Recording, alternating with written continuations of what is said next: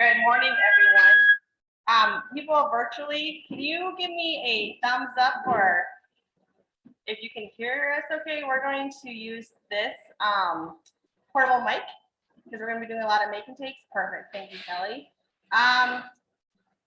Good morning, everyone. Thank you so much for your patience. We had to switch in space, and so we just got everything set up.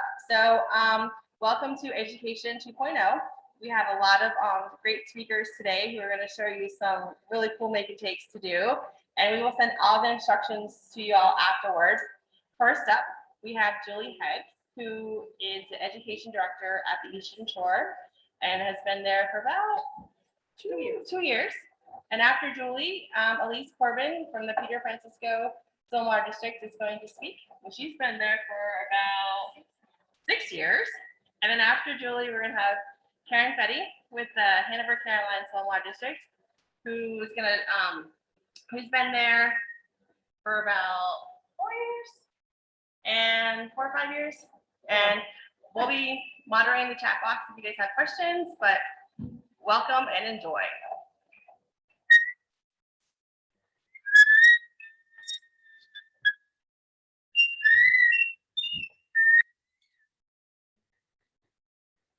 Okay, folks, there, much better. Sorry for the squealing. We are, let's see, somebody will probably have to adjust this. I'm gonna update my phone. Okay. Anyways, a few years ago at Graves, before me, I can't take credit for it, they did these great big vinyl maps of Virginia, and they had tied all the ag products to it by region. But they are up in the process of final approval of the new social studies updates. And I just went through and updated it to make it more teacher friendly in terms of what they have to teach now. So I have new lesson plans. They're just a modification of the old ones, but we needed to add in some things to make this because a big third and fourth grade social sciences in Virginia is also Virginia history. So Bonnie has your emails and stuff, and we can email you a copy of this lesson plan. A lot of the stuff if you look around in your district, like I said, somebody probably made this a few years back. But when I went through it, the one thing that I noticed that makes it a really easier sell with teachers is adding in all of the bodies of water and the basic geography that goes with Virginia. So I went through and took the things directly out of the SOL what the kids needed. And for those who are here, if you will come up to this table, there's a brown paper bag, a camera, a boat, a fishing bobber, and a star, which we will be using. But those are for you to take home. So anyways, the first biggest thing is kids being able to orient themselves in terms spatially, northwest, east, and south. So I've added in a compass rose. And it doesn't really matter where you put that, but just giving kids the idea of, what's north, what's south, what's east, and what's west. And then I also added in the states because they are required to know what state's an approximate location. It's not that they have to be able to list exactly, but we want them to get the general idea that Maryland is north of Virginia. And we've got North Carolina that's directly south. Okay, so these are just things I would hand them out to kids, and I told the teachers that I'm going to be working with it that this is really a review activity. Okay, this is not so much teaching them, but it is an awesome thing to come in before SOL. In one lesson, we can review a whole bunch of things and just kind of remind them of what's going on. And so there's Tennessee and West Virginia and Kentucky. So I said I would take it, I would give them the students and then ask them, okay, you've got North Carolina, where do you think North Carolina goes? North Carolina to the south. Once they get in there. And kind of stress that, West Virginia is kind of northwest. Maryland is north.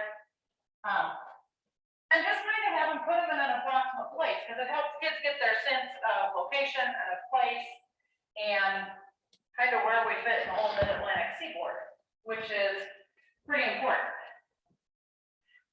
And then I also added in, because we already had the regions and stuff, but they are expected to know certain bodies of water and be able to locate them on a map.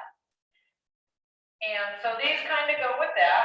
And same thing, I would hand them out to kids. There's enough things here that every kid can get and have at least one, and probably 2 or 3, and that's okay for a review activity. But there's the Potomac River. Okay, and I would kind of call on the kids and go either north to south or south to north, just because for kids it will help them put it in an order. And I don't think it matters which one. Probably if you're more north in the state, you're going to start north. Where I am, I would probably be inclined to start with the Chesapeake Bay to help the kids locate where we are.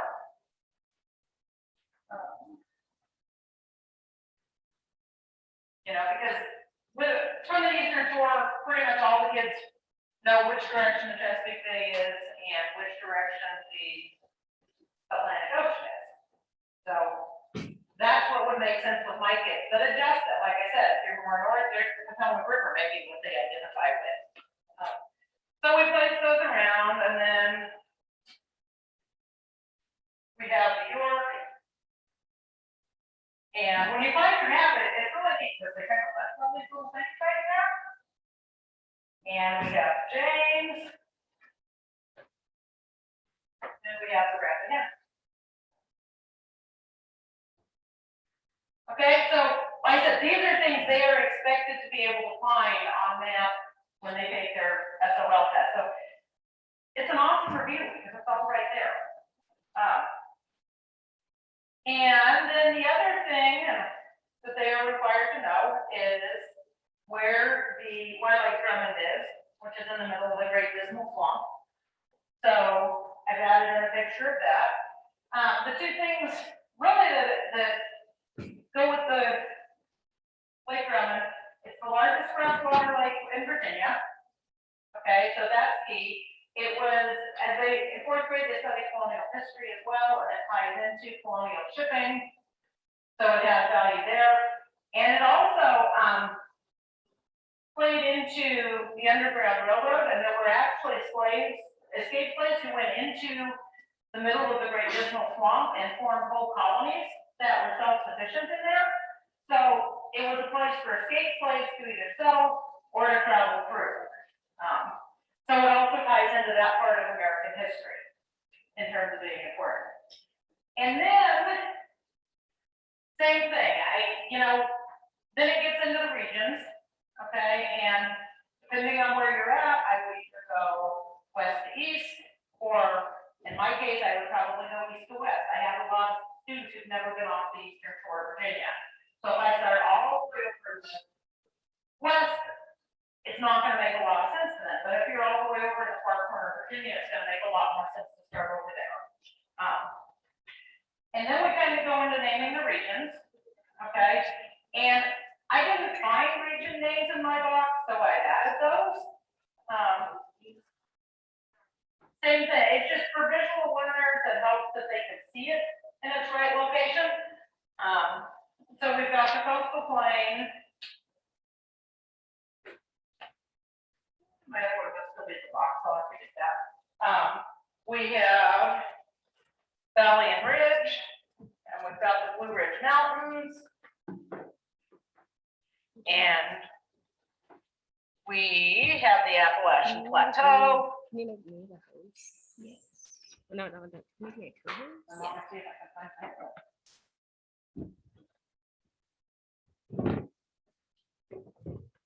And well, it's here somewhere. I probably dropped it. But anyway, we have the label Piedmont on that. Couple key terms students are expected to know. Check that video. One is the fault line and why it's important, how it influenced the settlement of Virginia. So I did print out one that has fault line on it. Okay. And definition there, which is in the lesson plan, teachers may have a slightly different one, but It's the natural border between the coastal plain and the Piedmont regions where waterfalls permitted further travel up the rivers.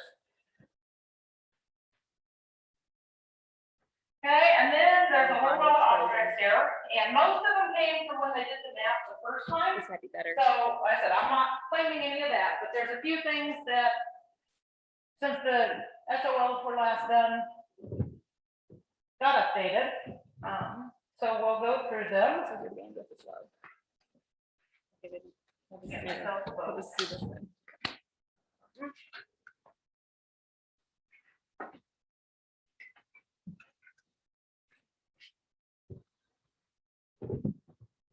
Real quick, someone asked in the chat where you got this map. I think they might have missed the start. Okay, 2017, we did this at Graves.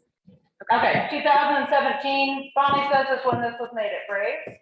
So, And Cynthia Hancock has all this information, and we'll make sure we'll connect you with her, and she can send you the instructions on how to do this. And she's from Skyline, correct? okay, so, yeah, I'm like that. I don't, it was a cool idea. I'm amazed that somebody came up with it, because I don't know that I'd have ever thought that. But there are certain things, these are all critical industries in Virginia, or products that are produced. So there's a few things I've added. I do have some extras if you want. You'll see, as we go through it, there's a few things I added that I can send you. Some of the rest, the list is in here. A lot of it, the stuff I just added, I just did in Canva, and I'd be happy to send you, those files, or so you can print them out. So, same thing. Some of you may not have this issue. It kind of depends where you are, but on the Eastern Shore, getting these kids to locate where they are, I've added in a star, because on most maps, like at the mall, you've got a star that says you are here. So I would ask a kid to place that. Hopefully they know where you are, but you never know. Okay. And then in the coastal plain, and like I said, I'm Eastern Shore, so I'm going to go east to west. But feel free to start with where you're at and work out, or work from one direction to another. You'll know what makes the most sense with your particular students that you're working with. So things that are important to the coastal plain is shipbuilding. We have Norfolk and Portsmouth. That's a huge one, both military and other types of ships. Okay, Virginia Beach, and starting to be the Eastern Shore, we have tourism. And I couldn't get any more of these little photo guys, but I do have squishy cameras. So I figured that was close enough. Okay, also in the coastal plain, we have a huge military presence. So there's a little button there, and it is like a pin. I was meant to bring my wire cutters so that we could cut the pins off so that kids don't poke themselves or each other, because they will. I taught for a lot of years, and even in high school, we'd have been poking each other with pins. So my intention was to take the pin off so they couldn't. Okay, cotton is a big one in the coastal plain. We have Smithfield, which of course is pork. And then there's peanuts and seafood. Okay, the things that I added to this, if you find your kit somewhere, the things that I added were the star and the boat and the camera and the little pin about standing with their troops. I don't know, they say a couple different things. Some things I could find, some things I couldn't. So those are the things that are important to go play. Like I said, I would hand these to this. I wouldn't sort them out by region. There are some bags that you guys must have done in 2017. I would have them on the bag. Each kid can get the bag. They pull it out, and then they have to try and locate the region. But for purposes here, I figure we're all grown up. We can handle this. Okay, so then we come over to the Piedmont, and I would once again stress that. Stress the fall line. Okay, because that is a big geographic natural feature in Virginia. And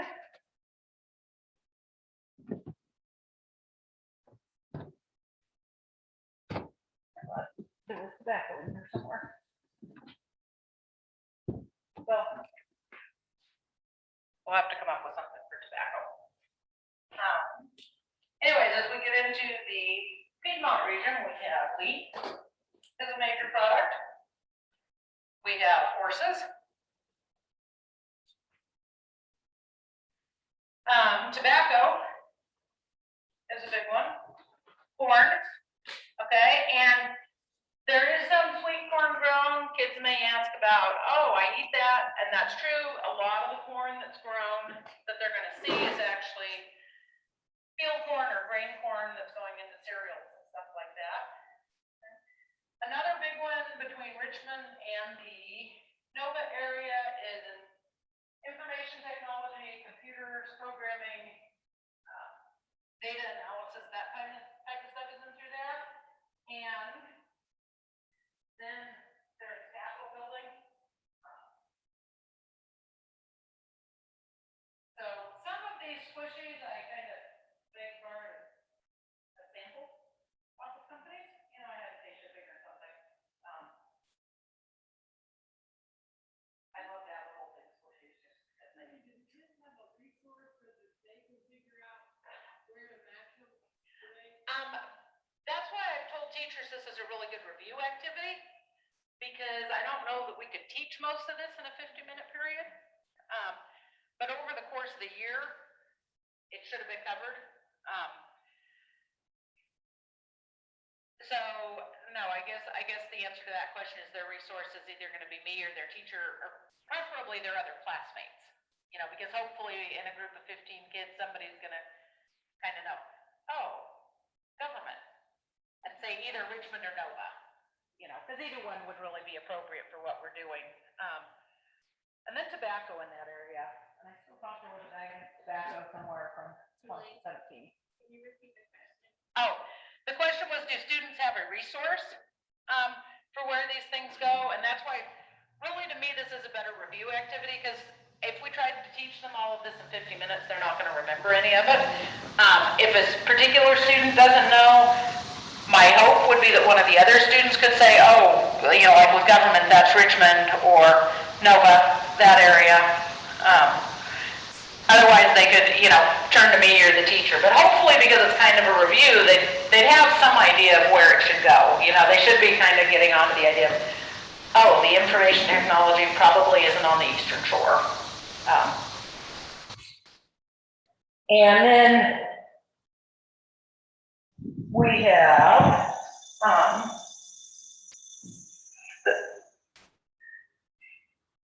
as we move into the Blue Ridge Mountain areas, okay, and I was kind of reaching here, but Oriental Trading Company had fishing bobbers, so that's for recreation. I tried to find like an RV or a camper. That didn't happen.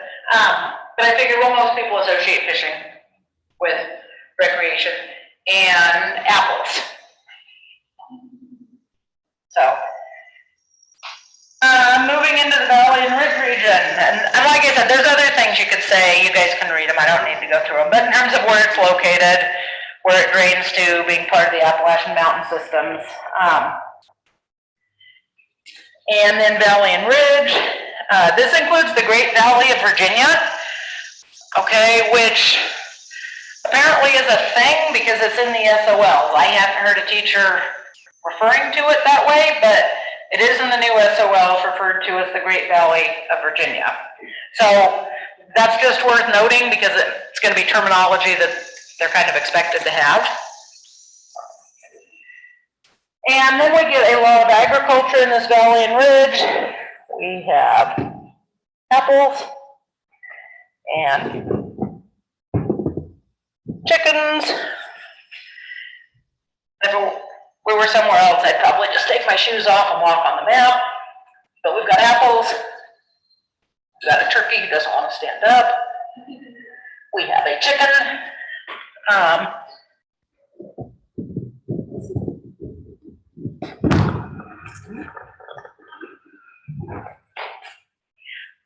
We have dairy cattle, which is actually a fairly big industry in Virginia. Sorry, that's the dairy person in me coming out. Okay, on a national basis, it's not that big, but as far as Virginia's ag, it is one of the bigger ones. We have beef and we have eggs.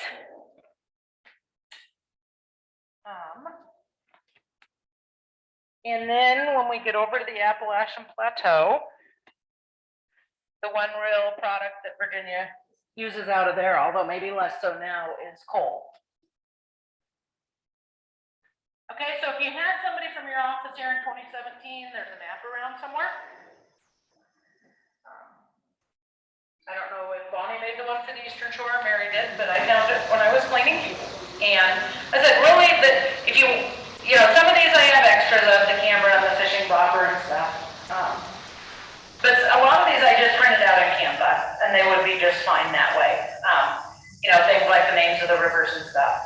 But I do think if this is something that you're trying to go into schools with, it makes it easier for teachers if it includes all the geographic features. Okay, before it had been just the various ag products in the regions, but this just expands the whole thing. And, you know, as you talk about each of the rivers, you can make that connection. Look, they all drain to the bay. Oh, that drains to the ocean.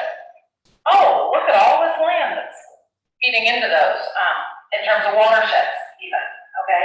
Fourth grade, they're not gonna know a lot about watersheds, but it's not too early to introduce them to the idea that, oh, all this stuff eventually goes to one place. So those are the map updates, not complicated. Like I said, I do have the Canva files if you'd like me to email them to you. You know, just let Bonnie know and we can send that out. And I do have a few extras of these other things. So now the stuff from 2017, I don't know.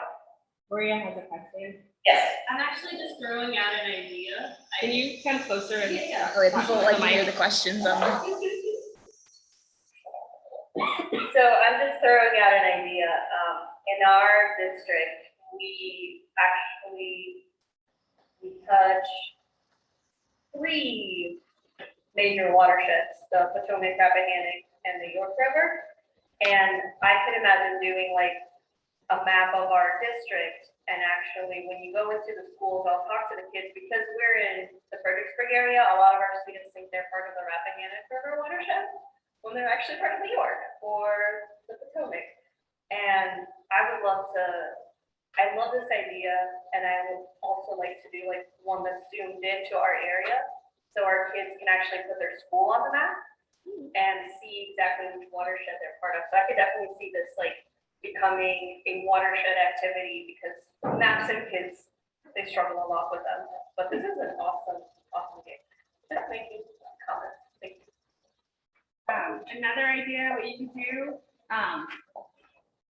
just seeing this, another idea what you could do is you could go ahead of time if you have the time to go to, let's say you're in the Appalachian Plateau, you could go in and kind of like talk about natural resources found in that area, and you can have the students draw a picture or something and then come back with the map and they have to place it on the map. Or you could go ahead and research, they have to like a research with what you can find in different regions and have them research with what is a natural resource in that particular area, and then come time to do the map, they have to like place it on there. And so you could, there's a lot of adaptations, but this is really cool. And I think there's so much uniqueness to our different natural resources area that if you have a farmer and get some tobacco, then you could use that and have them explain that, or the other resources like on the shore, get some oysters. Yeah, there's a lot. And I think it's all very, and you can wipe down the items afterwards. It's all very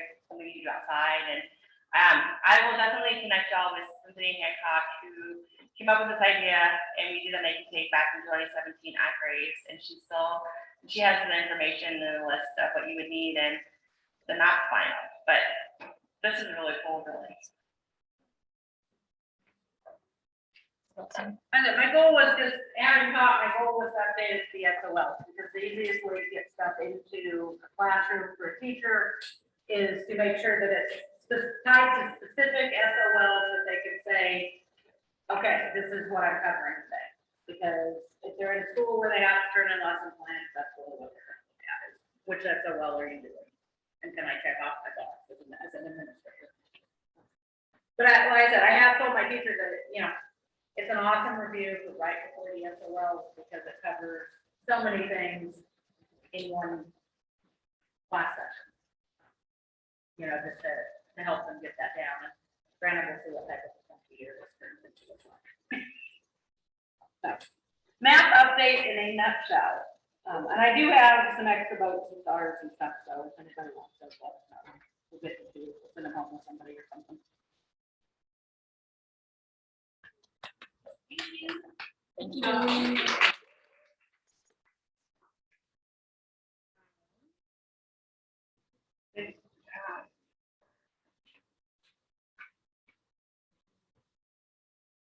So now we're going to do, Right. Are we in? What's the yeah. Now we're going to have Elise Corbin, who is going to talk about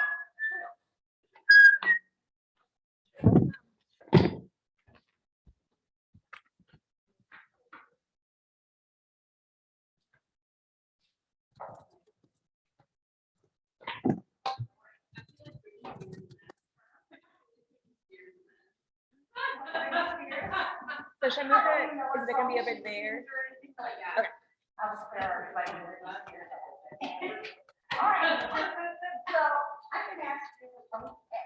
We're going to do the soil tubes, which is part of our third grade soils program. And the SOL from that is Science 3.6. And so I'm kind of just going to basically do what we normally do in the classroom. Now, for third grade soils, we have this really cool soil tunnel. And usually it's kind of broken up with that. So the soil tunnel would have already been set up. I did not bring it, but if you go to our website, peterfrancisco.swcd.org, look at our virtual programs, there is a soil tunnel. I go through there with a camera the best I can to show our soil tunnel. And it was homemade. So if you have any questions about homemaking it, we don't have a lovely trailer like some other people do, but the soil tunnel works for us. It really does. So the children really love crawling through there. And like I said, if you're really interested, we can help you, tell you how we made it and stuff like that, card tables and sheets and, but anyway. All right. So when I start off with third grade soils, my question to the students is, what is the difference between dirt and soil? And you get a million questions. And I even asked this in 7th grade soils and when we teach in high school. And you all know basically that soil is the wonderful name, the proper name for it. It's dirt when it's underneath your fingernails or on your clothes or whatever. But doesn't dirt have like a negative connotation? It just sounds dirty, right? So anyway, so I encourage them to use the proper name for soil for that marvelous substance that makes up our Earth's crust, right?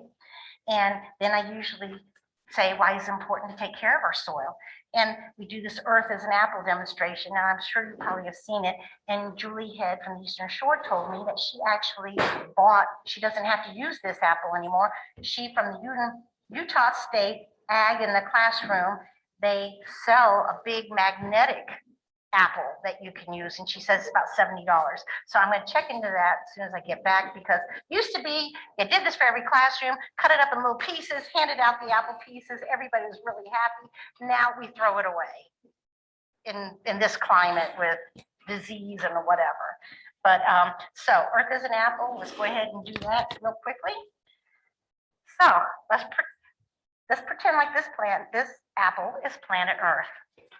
I'm going to divide it into 4 sections, and can anybody tell me what, I'm going to set 3 of them aside, and can you tell me, if you think about a globe of the United States, and I have to usually hint, that part of it's blue, and then there's some like different colors for, what do you think these 3 represent of planet Earth? How much of our Earth is water, right? So I'm going to set that aside. This is the dry land for planet Earth. So this is, I cut it into 4s. This is now a quarter. 3/4 approximately is water. Now I'm going to cut this quarter in half. And guys, remember that usually it would be a perfect thing, but I'm imperfect as I'm cutting an apple, so I usually let my students know that this isn't exact, but you get the gist. When I cut a quarter in half, I get 2 1/8 pieces. I'm going to set one of these eighths aside. And the reason why is because this is areas that's maybe swamps, deserts, really steep and rocky. This is the area of our earth that is not inhabitable by people. Okay, so we set that aside. That leaves 1/8 of our whole planet Earth where people live. Now I'm going to take this remaining eighth piece and I'm going to cut it into 4, and let's pretend like they're even pieces. And when you cut an eighth into 4, you get 1/32. All right, I'm setting 3 of these aside. And do you know why? Because these 3 layers are areas that are rocky, wet, cold, the soil's poor, or the soil's already used because we've got buildings on them, houses, malls, streets, they're paved. There's no way you can grow food on those little sections. That soil is no longer available to us. That leaves this one little 32nd of soil that's available to grow all the food. And you think about the other things that it grows, trees for shelter and things like that, for all animals and human beings to share on planet Earth. And it even gets a little bit worse than that. It's really only the first 5 feet of the Earth's crust that we use. So it's very important to take care of our soil. After I do that, like I said, I normally hand out the apples. If anybody wants a piece, help yourself. Anyway, so that's Earth as an apple. Then we usually go over, let's see, secrets buried in the soil. And I'm like, so did you know that some of our soil is stardust? Think about it. When stars flame out, they come to the Earth and they land in our soil and make a part of our soil. The gravity pulls them down. Did you know that when lightning strikes our Earth, it puts nitrogen in the soil? And nitrogen is one of those big nutrients that plants need in order to grow. Did you know that there are about 70,000 types of soil in the United States alone? Wow. And did you know that soil acts like a sponge to help reduce flooding risk? It can soak up 9,200 tons of water per acre. A handful of healthy soil, and usually I'll pick one up, but I'm going to spare y'all today. But I'll pick up a handful of healthy soil and I'll tell the students, did you know there's more in living organisms in this handful of healthy soil than there are people on planet Earth? And then I tell them most of that soil is bacteria. And then they're like, oh, and I say, no. There's good bacteria and there's bad bacteria. There's bacteria that you can get sick from, but did you know you even have bacteria in your body? And what does the bacteria in your body do? It helps take that food and break it all down and digest it so your body can use it. Well, that's what bacteria does in the soil. It breaks down the organic material, and that's the living stuff in there, so that it can be used. It makes it into nutrients. It's a good thing. Did you know that a lot of your medicines are made out of that soil bacteria? Antibiotics, antifungal medicines, anti-cancer medicines, even antidepressants are made from soil bacteria. So this is good stuff. And in a spoonful of healthy soil, there's 50 to, let's see, 5,000 to 7,000 different species of bacteria. And it ranges from several billion to from several thousand to several billion bacteria in each spoon. So anyway, what soil does, it filters out pollutants and waste, and about 10% of our carbon dioxide emissions are stored in the soil. Unfortunately, a lot of pesticides are stored in our soil too. You know, 1.1 billion pounds of pesticides are used each year, and much of that does end up in our soils, unfortunately. But about 4,200 years ago, the Chinese would tax people on their land based on their soil quality, because they knew if you had good quality soil, then you could afford to pay more taxes because you're going to have good crop. And while soil is often, it's the bottom of the food chain, because plants and small invertebrates feed on the soil, and then animals feed on those plants, etc. It's one of the cornerstones of life on Earth. Then we go over what soil is made up, and people are usually very surprised to find out that half of soil is air and water. But you know, So we go over that. I usually go over just like people. Soil comes in different sizes, soil particles, small, medium, and large. And this is greatly magnified. So this would be, and I can show them, you know, this would actually be this, but that's how large it's magnified. This is a piece of gravel, but it's sand, silt, and clay, and we go over the difference in it. And usually, you know, in this climate, I used to have somebody come up and we would say, put your fingertips together. That's the space. We're enlarging it now, but that's like the pore space. And then we would do our elbows together. This is more like what silt is, and clay, we're shoulder to shoulder. I usually go against the wall now and just kind of do it myself to show them the difference in the pores. Then we go over the fact that soil comes in a lot of different colors depending on what minerals are in it, and I'll tell them some of the different minerals and what colors it'll make. And I show the students this book that's so cool. It's almost like being in the paint section at Lowe's or Home Depot, you know. And so we don't go into this high school soils. We go more into this, and they actually have to determine the soil color and stuff like that. But for elementary students, then we get into our soil profile. And we go over the different layers. And so that's what we're going to do right now. And basically, I've just got the three. We just do topsoil, subsoil, and bedrock. But we would go over and tell them exactly what they can expect in each layer and everything like that. But that's it for so they do the soil tunnel. They would come through and they would make a tube. And this is how we do it. Come on up. Start here. We get a soil tube. And we get a label, and the label, because everything's going to look pretty much identical, and everybody loses, you know, so they put their name on it, and then it'll have on the label, and if anybody needs this, you can put your own logo on it or whatever. I can just send you the file for it, but it's got the different layers of soil for them. So what students do is they come and they get a label, and you always tell them, don't put it this way because you're going to cover up one of your layers. Put it lengthwise, you know, so that this side they'd be able to see all their layers or whatever. But so we do that, and then they get a little tamper, and they start, and this is their own. If they want a whole bunch of bedrock or whatever, you know, I like even stuff, so I generally try to do it in thirds or whatever. But you know, you come over here and you put a couple of scoops of bedrock in. And I always tell them, please do it over here. That way I have less to clean up, you know, just keep it over the container. And then this is a little divider. So they're going to tamp everything down, and they're going to put this in. And I tell them, look at it like a dog bowl. You can put water in this way. That's the way you want to put it down. And then kind of take your little tamper and slide it on down. All right. Then my subsoil, and isn't this a beautiful red soil? We used this for the finger painting soil one year at the state fair, didn't we? This is right out the back door of our office. And then we take this, tamp it down.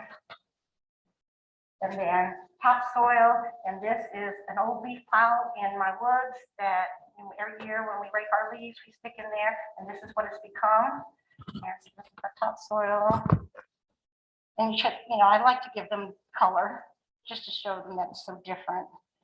This is dark, and we explain why is it so dark. I said, think about a banana peel. What happens to that pretty yellow banana peel when it starts to decay? It turns black. That's what happens to the leaves and the twigs and the other things that are starting to decay. And that's why your soil is so nice and dark. And then we cap it. And that's the soil tube. You guys can make one of those.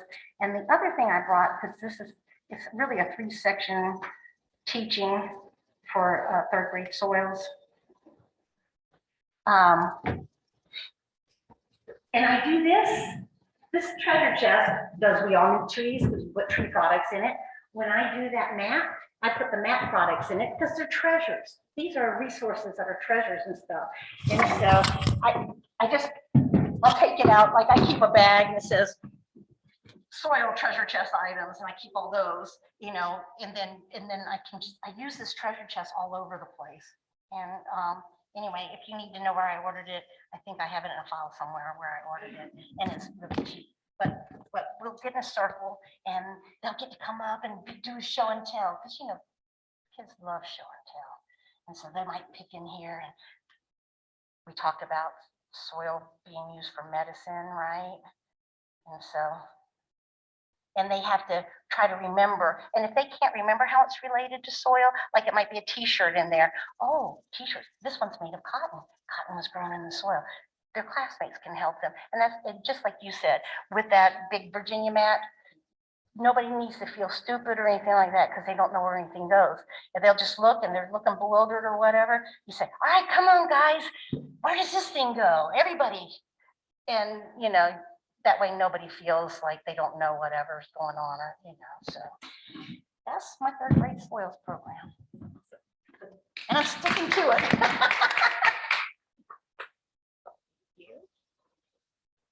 Do y'all want to make one? Yeah. And Oh, yeah, we have take home. Here's the take home kits for everybody else. okay. So, oh, I'm so sorry, guys. Those who are virtual, if you want to take a 5-minute break, stand up, stretch in the bathroom. One more thing. Oh, wait, pause. I'm so sorry. Elise has one more thing. Okay, so we, too, if we're outside or something like that and we spread the children out, that back when they were, before social distancing and all that kind of stuff, I would have them, somebody would be super water molecule, right? And they put this cape on and the children would stand there with their hands, you know, like this, and the water molecule, they would be able to, I usually have 2 of them, and they could just run in and out between your arms. And then we'd say, okay, now we're not sand, now we're silk, and we got our elbows together. And super water molecule had to try to get through, and then super water molecule could not get through the clay. Oh, But that's anyway, great. yeah. So I made these little cakes too. They really like that too. That's a great idea. Yeah. I have a variation on the soils test that works really well, particularly with older kids, or I did it with both new teacher orientations. I only work with 2 counties last week. And I take those items and I hand them out to everybody, and one side of the room comes from the soil, dependent on the soil. The other side is everything else, and I make them divide themselves up. And it's the same idea. It's got aluminum cans, plastic bottles and stuff. And ultimately everything is related to the soil. I mean, the people start out like if they've got a chicken, they go to the not come from the soil. And by the time we're done, they're like, oh, we're seeing the theme here, because, oh, the chicken's dead if it doesn't have food from the soil. And we can't make this barn if we don't have the wood from the soil. And we can't get the crude oil to go into the petroleum to make the plastic bottles. And so, and especially with older kids, that works well. Because it's the same idea at show and tell, but it's kind of making them, where does that come from? Yeah. And very few, the adults, there's usually an adult or 2 that has an idea that plastic comes from oil, but the vast majority of people, adults included, don't have any clue, and they're looking at this bottle. Well, this has nothing to do with the soil or the ground. Very cool. Does anyone virtually have any comments or questions that y'all need to share?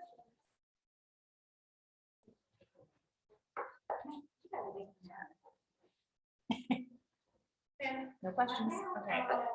So those who are virtual, if you all, Kathleen Watson says great info. Kelly Atkinson says good job, Elise. Okay. Bonnie. If you guys who are virtual, if you all want to take a break and be back here around 10, and we'll it's like 7 minutes, and we will. Oh, Jennifer, go for it.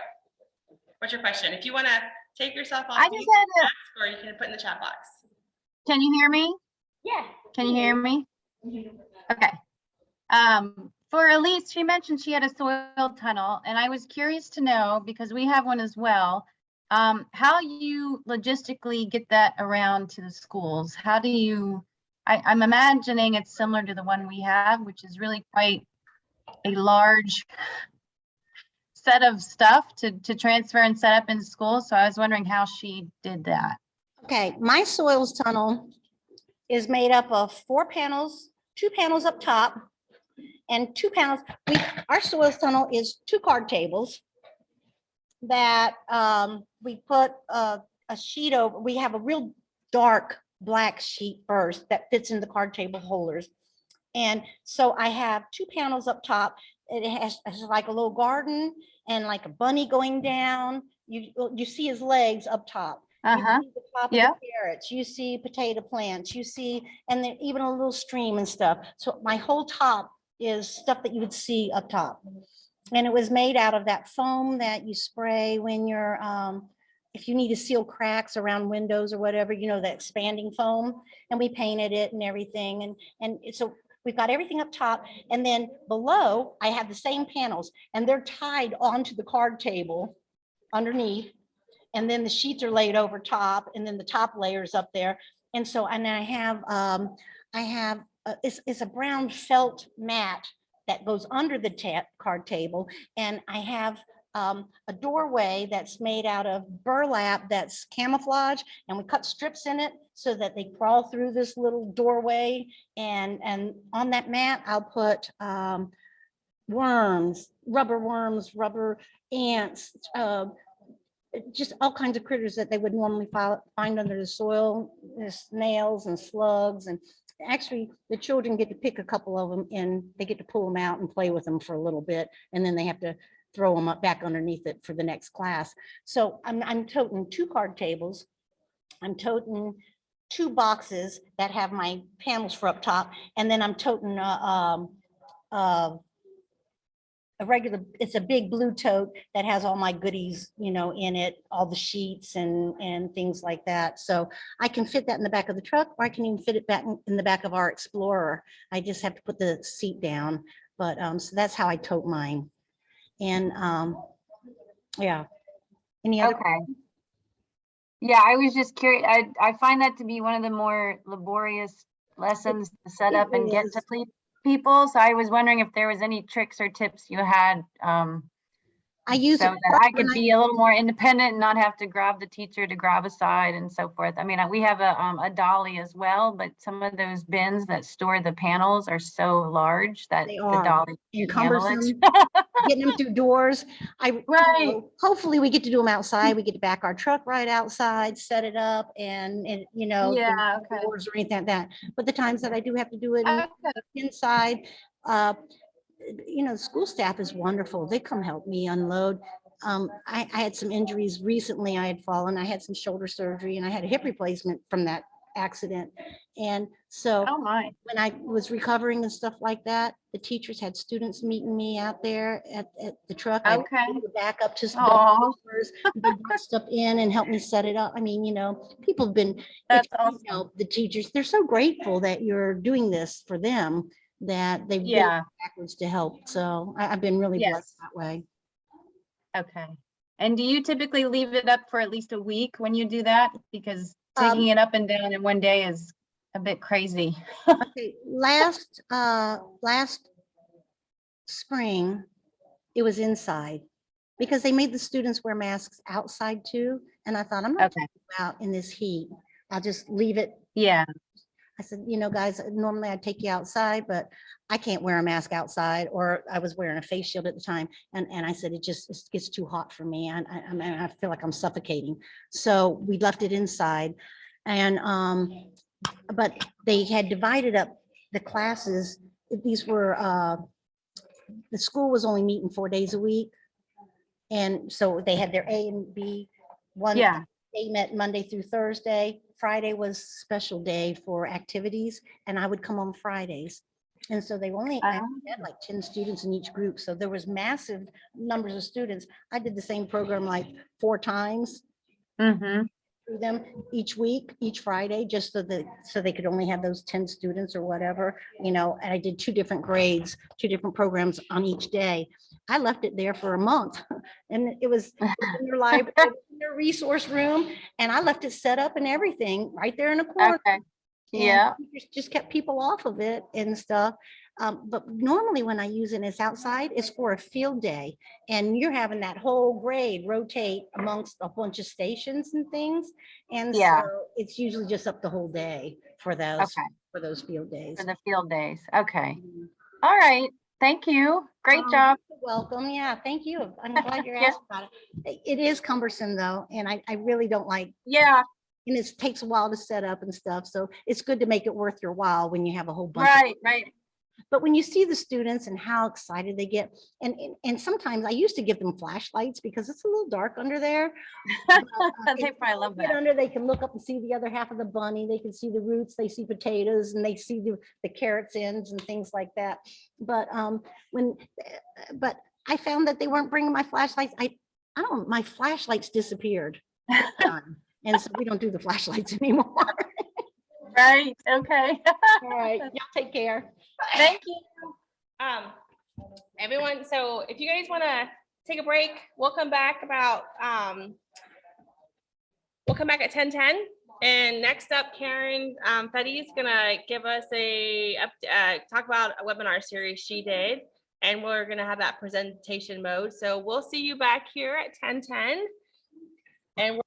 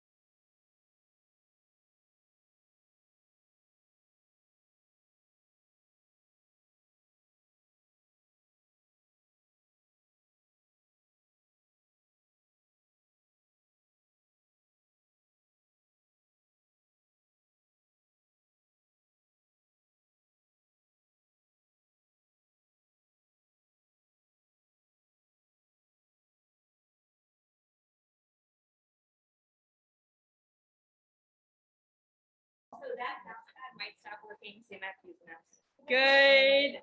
Okay, everyone, we are back. We are back.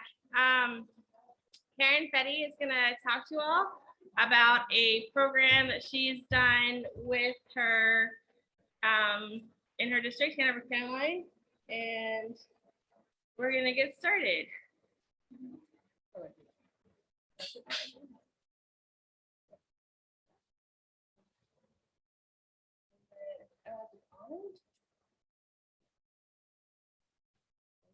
And then just move the mic up to close to your mouth. Yes, you can do it like this. All right. Hi, everybody. So, when the pandemic hit, we were, of course, like everybody else, trying to figure out how to adapt and, what to do next. And our education committee and board recommended that instead of me focusing on how to get involved in the K-12 situation, since the teachers were already just trying to keep their head above water, to suggest that they take on something new. As a former teacher, I felt like I needed to just let them kind of do their thing, because I already have a little bit of trouble getting them to take advantage of our opportunities and our materials. So we went with community programming focus last year, more than expanding our K-12, although we did eventually respond to the K-12 with a summer program that ended up being very successful. But with this was community outreach targeted at adults. And what we did was we came up with a webinar series that that targeted individual communities, where the folks there share at least in almost every case, a neighborhood will share a 12-digit watershed address. So what we did was, actually need to get to the laptop. Should I? What do we do? Oh, okay. Nope. So this is the flyer that we used to just promote them in general. I included this in our newsletter that went out. And then I also sent it to local newspapers and had hard copies that I took around, like the town of Ashland, and distributed. And what it did, and I personalized it for communities, or it would be, I could do just a generic one to get interest. And then I used the QR codes, and that linked directly to a registration form that I made on FormSite. And then once folks signed up and registered for the webinar series, they automatically received an email that had kind of instructions for how to prepare, as well as hard copies of native plant guides and other resources that I was going to address. In the webinar series,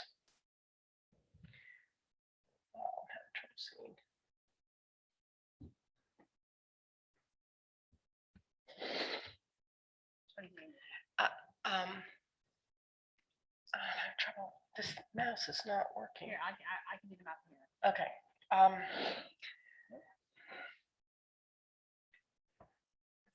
Yeah. Well, no. Yeah. So what I did is we had three different webinars in the series. The first one was a Discover Your Watershed webinar. And each one lasted between 30 and 45 minutes. And what we did with the first one was just introduce people to their specific watershed. And what I'm going to show you now, and we would have an agenda where I actually went out in advance of the webinar and took pictures in the neighborhood so that people would recognize maybe where the stream went under the road, or a pond in their neighborhood, or whatever it happened to be. This particular neighborhood bordered on the Chickahominy River, which is a tributary to the James, a pretty large tributary to the James. So these folks were well familiar actually with, in this particular neighborhood, everybody knew that they were in the Chickahominy River watershed. Believe it or not everybody knew that the Chickahominy was in the James. So what I did was create a PowerPoint for each webinar. And so I'm going to stop sharing for a second, and then I'm going to open up my PowerPoint presentation.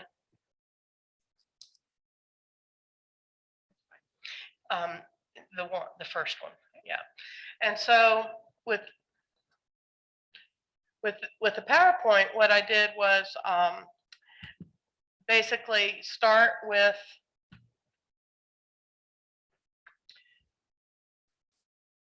I don't know how to tell you to do what I'm thinking. So I introduced I don't mind using the mouse.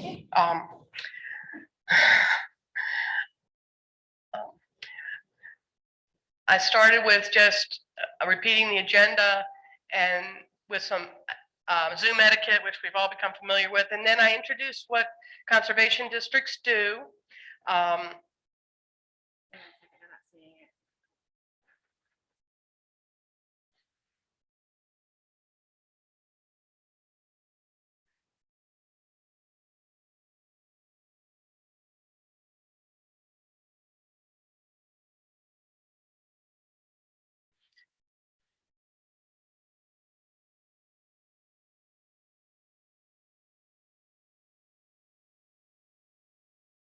Folks, we're trying to get.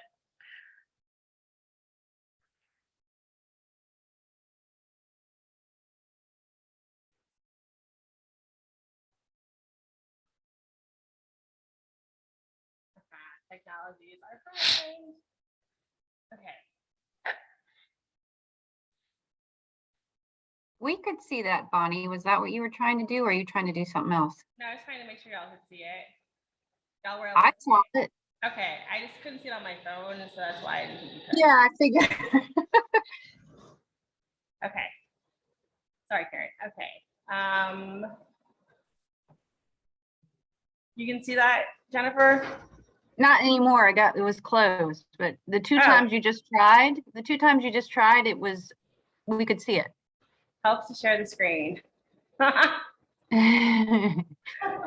about now? I don't think you're sharing it. It's about to, yeah, it's booting up again. Okay. There you go. Okay, perfect. They can see it. Okay, I'm gonna try to do the slideshow again. Actually, can I just do it manually, Karen? Yes. Okay. Okay, so that they're seeing. Yep, they're seeing it, and we're seeing this. Okay. All right, so again, I was gonna go ahead and go through that. Okay.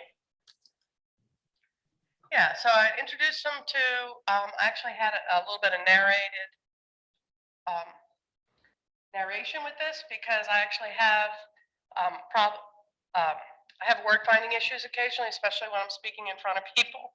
So sometimes it'll make me nervous. So I did a big portion of this with narration, and then I would just show it. But I introduce people to what conservation districts do because I found that a lot of people don't know. And we really do want the grown-ups to know that we're here for them. And I stress, especially in today's climate, I do stress that we're non-regulatory because I don't want them to stop when they hear that we're a political subdivision of the state. I don't want people to say, oh, that's government, I'm done. So I say, we're non-regulatory. Our job is just to help people. In our district, where we pretty much, to sum it up, we help people learn how to save the bay. And of course, I let them know that it relates to their local watershed, and it starts at their front door.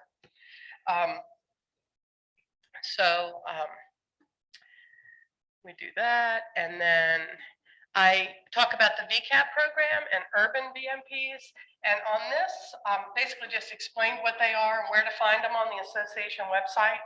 And then we spent some time talking about just two practices. We talked about I had a guest speaker, first of all, on every webinar.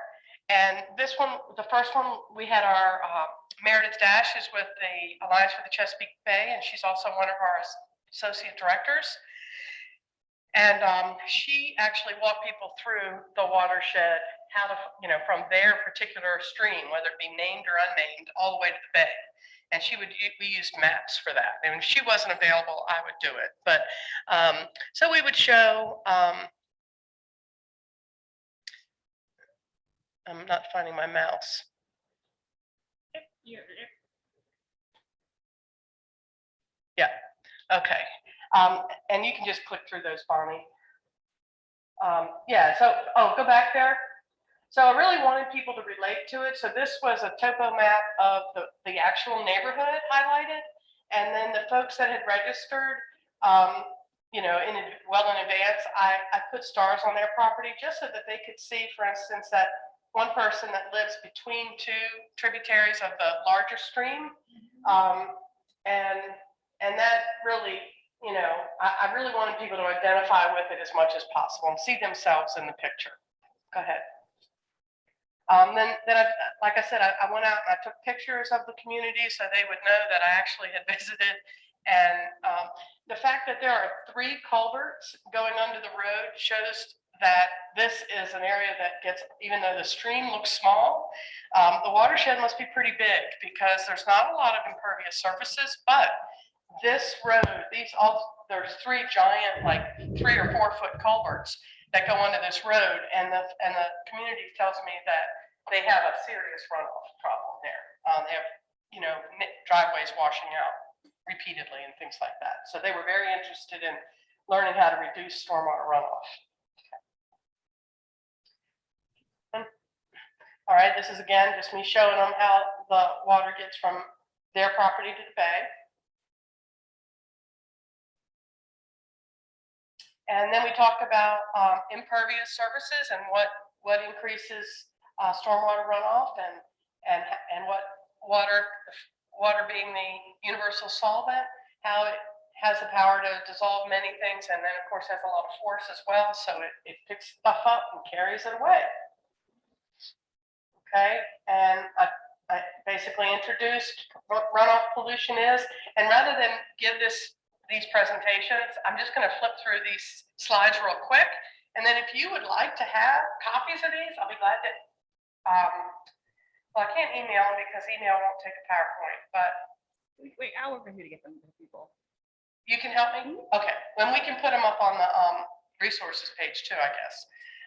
Of course, you can, if you download the PowerPoint presentation, you can edit it any way you like.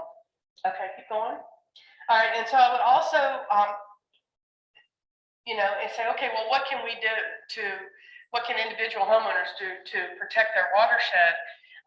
And I said, well, one thing you can do is take our WaterWise challenge, and each one of these has a QR code. Each one of these practices has a QR code that goes to a page on our website that gives people either something to read or a video to watch, and then just to educate them a little bit about why they would want to have their septic system cared for, and why a riparian or a stream buffer would be a good idea. It just gives them a little bit of reading, and then they can decide if they want to implement that practice.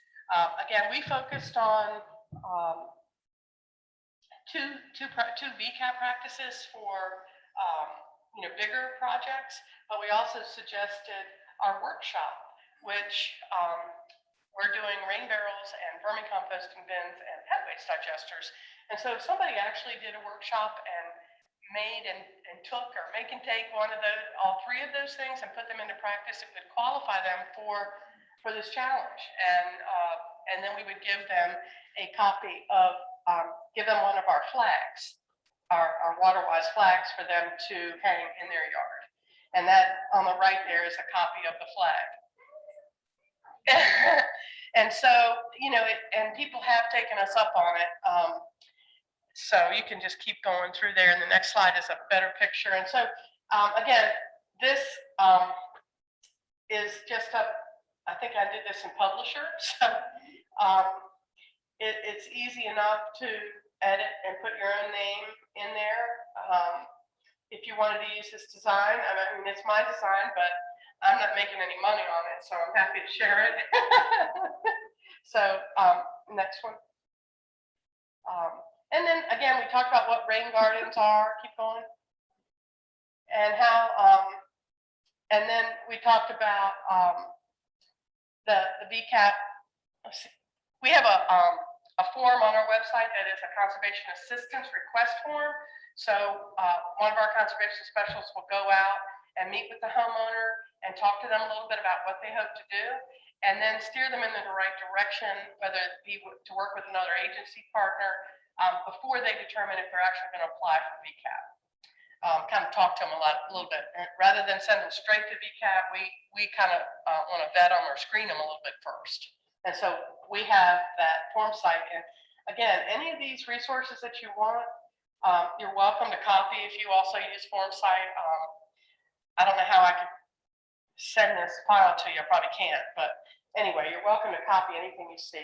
Keep going. And then I advertise the workshops, and what I told them is if they attended these webinars, they could get one of the smaller practices for free or a discounted rain barrel. So they could get the rain barrel for $25 or the vermicomposting bin for free or the pet waste digester for free. And we had folks, I'm still having people sign up from that. So yeah.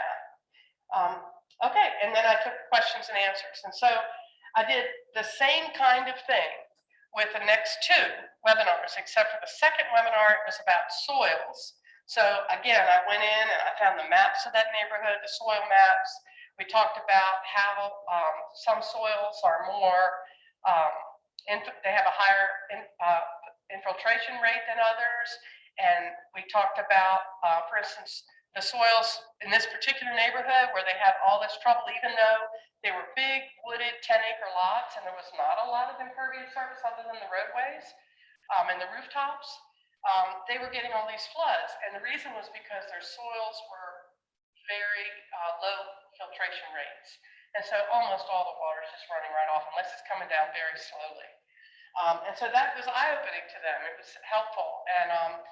And then we talked about ways to improve soil structure and, to leave your, we talked about different ways to,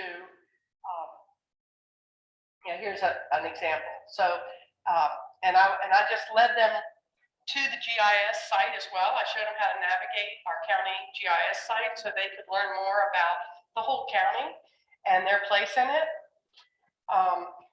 Keep going, Bonnie. I don't want to spend, so I don't know what your counties do, but this is something that I feel like people should know. It's cool. It's a cool resource to learn about their own property, and they can actually see the soils on their property, not just their neighborhood, but their property. Keep going, So I just tried to personalize it. I gave them a definition of different groups of soils, which is kind of the simplest grouping for people to understand. Keep going. I don't want to, keep, do too much of this, but And then again, on each one of them, I did the challenge. So in the third webinar, we focused on native plants, and some of you guys know Patty Bland. She retired, but she worked with us, and she was really helpful. She was our guest for the native plant webinars, and I had previously sent everybody a packet in the mail when they registered. I made a hard copy of the Virginia Native Plant Guide. For this neighborhood, it was the Central RAP, the Capital Region Guide. For Lake Caroline, it was the Central RAP Guide. But Patty basically showed people how to use the guide and talked a little bit more in depth about why native plants are great. And then we again talked about rain gardens and conservation landscaping and how the conservation landscaping ties right into this. And as a result, we've actually gotten a VCAP application from one of our attendees from this. I'm hopefully it'll pan out for him. So Now that we are hopefully coming out of the pandemic situation, at least in Hanover County, we are still allowed to meet in groups. So we have transitioned to in-person workshops. And I started doing them either a rain barrel or the other two things. But now, since they are becoming more popular, I'm actually doing workshops where I'm going to do all three. And if I have I'm basically doing one in the morning at 10 and then another at 1. But if anybody wants to make, we can do them all. And people are really positive about it. And so we're making that transition now to neighborhood hands-on workshops. And what we're going to do later in this class or in this session is to make vermicomposting bins. I brought all the supplies. So those of you that are watching virtually, if you want a bin, I did bring enough for 12 bins. So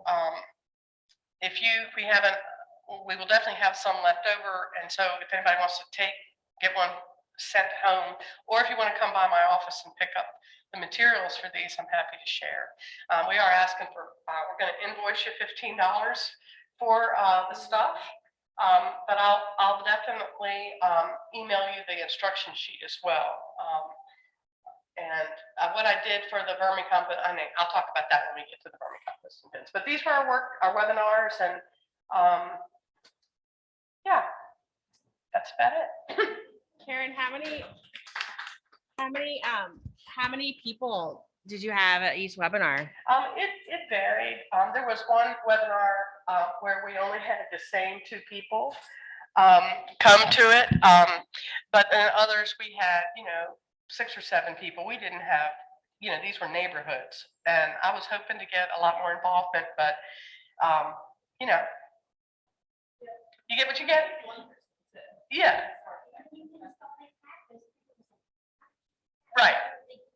Right, the flag, right. That's right.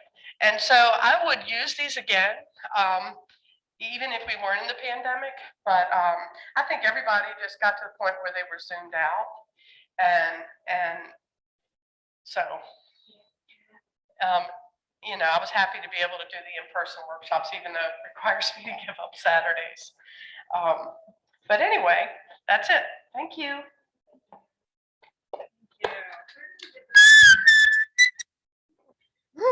Pardon me? There's fast signs. Well, they're actually they are waterproof, so they're made out of that almost like banner material. Okay. The only thing that was bad about them is they were single-sided, and so when I called back this past week, I think we were getting them for like $12 a piece, and then I had to buy the stand as well. So it's not nothing that we're giving away, But when I called back to see if they could do it 2-sided, it was going to double the price. And so I said, I can't do that. But so I may go for the next version to a fabric one, where it can be 2 sides. And I have to figure that out when I get back. So, but I like that one because it's, it's smooth and it's not going to fade very easily. So I like that one, but it's too expensive to do 2-sided. But nobody really complained about it being 1-sided. I just wished it was 2-sided. But you just scan it with your phone. If you put, a lot of times in your web browser, you'll have an option right at the top of the bar to make whatever site you're on a QR code for it. But I also use flow code or whatever it's called.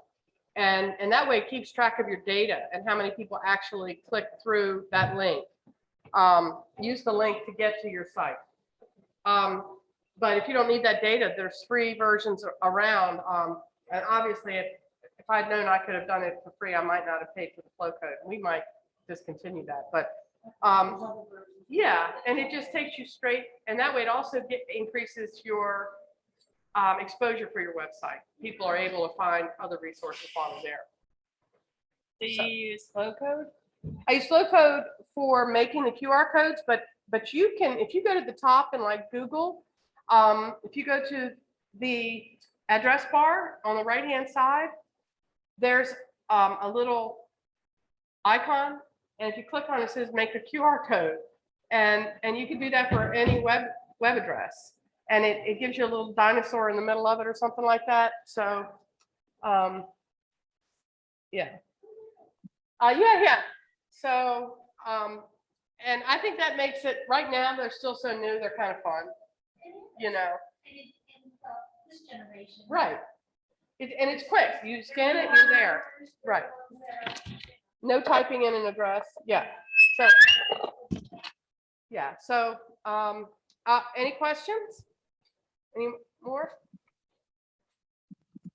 Okay. Thank you. Karen, where is this QR code? Up here?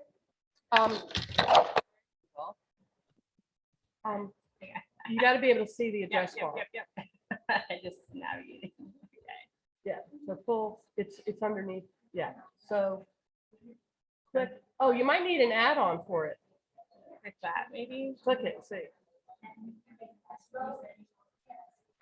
Okay, so you might need an extension for it. Okay. I know it's in my Google bar, so. Okay. You might need an extension for that, but I think, yes. Yeah, free, you could probably do QR code, extension and get it. Now, you might have to have your IT people load it automatically. I don't know, but you can find them easily. Yeah. That would be a full, maybe like an hour like training we could do on Zoom too. Okay, cool, So cool. that's cool. And then we'll do the vermicomposting bins in a little while. Yes. Okay. Oh, so Jennifer shared one too. Thanks, Jennifer, for a free one. Okay. Thank you so much, Karen. That was really interesting. And yeah, I'll work with you on how we can share those with everyone. That way they have a template. Sure.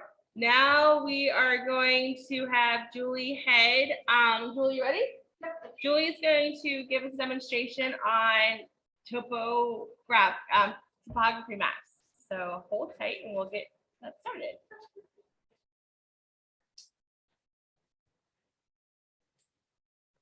You're gonna be there, Julie? Okay. Let me come to you.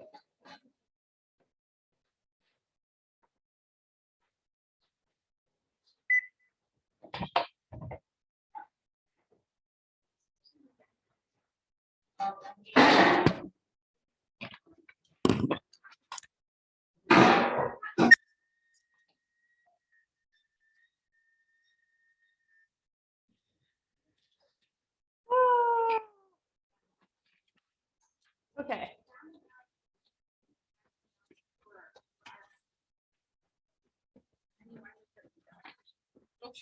Sorry about the technical difficulty. So what we did is we rented it from. Can you guys all see Julie? And I'll my video too. Okay, so we were talking earlier and it's come up from multiple ones of us about how much of a hard time kids have with maps. And a lot of it is because we just pull up our, let's see. I think you need to put it behind you. Let's try that. Well, I'll have one of your guns. Anyways, maps really aren't taught in today's generation. You pull it up in Google Maps, which I admit I do too. So I have a lesson that I put together.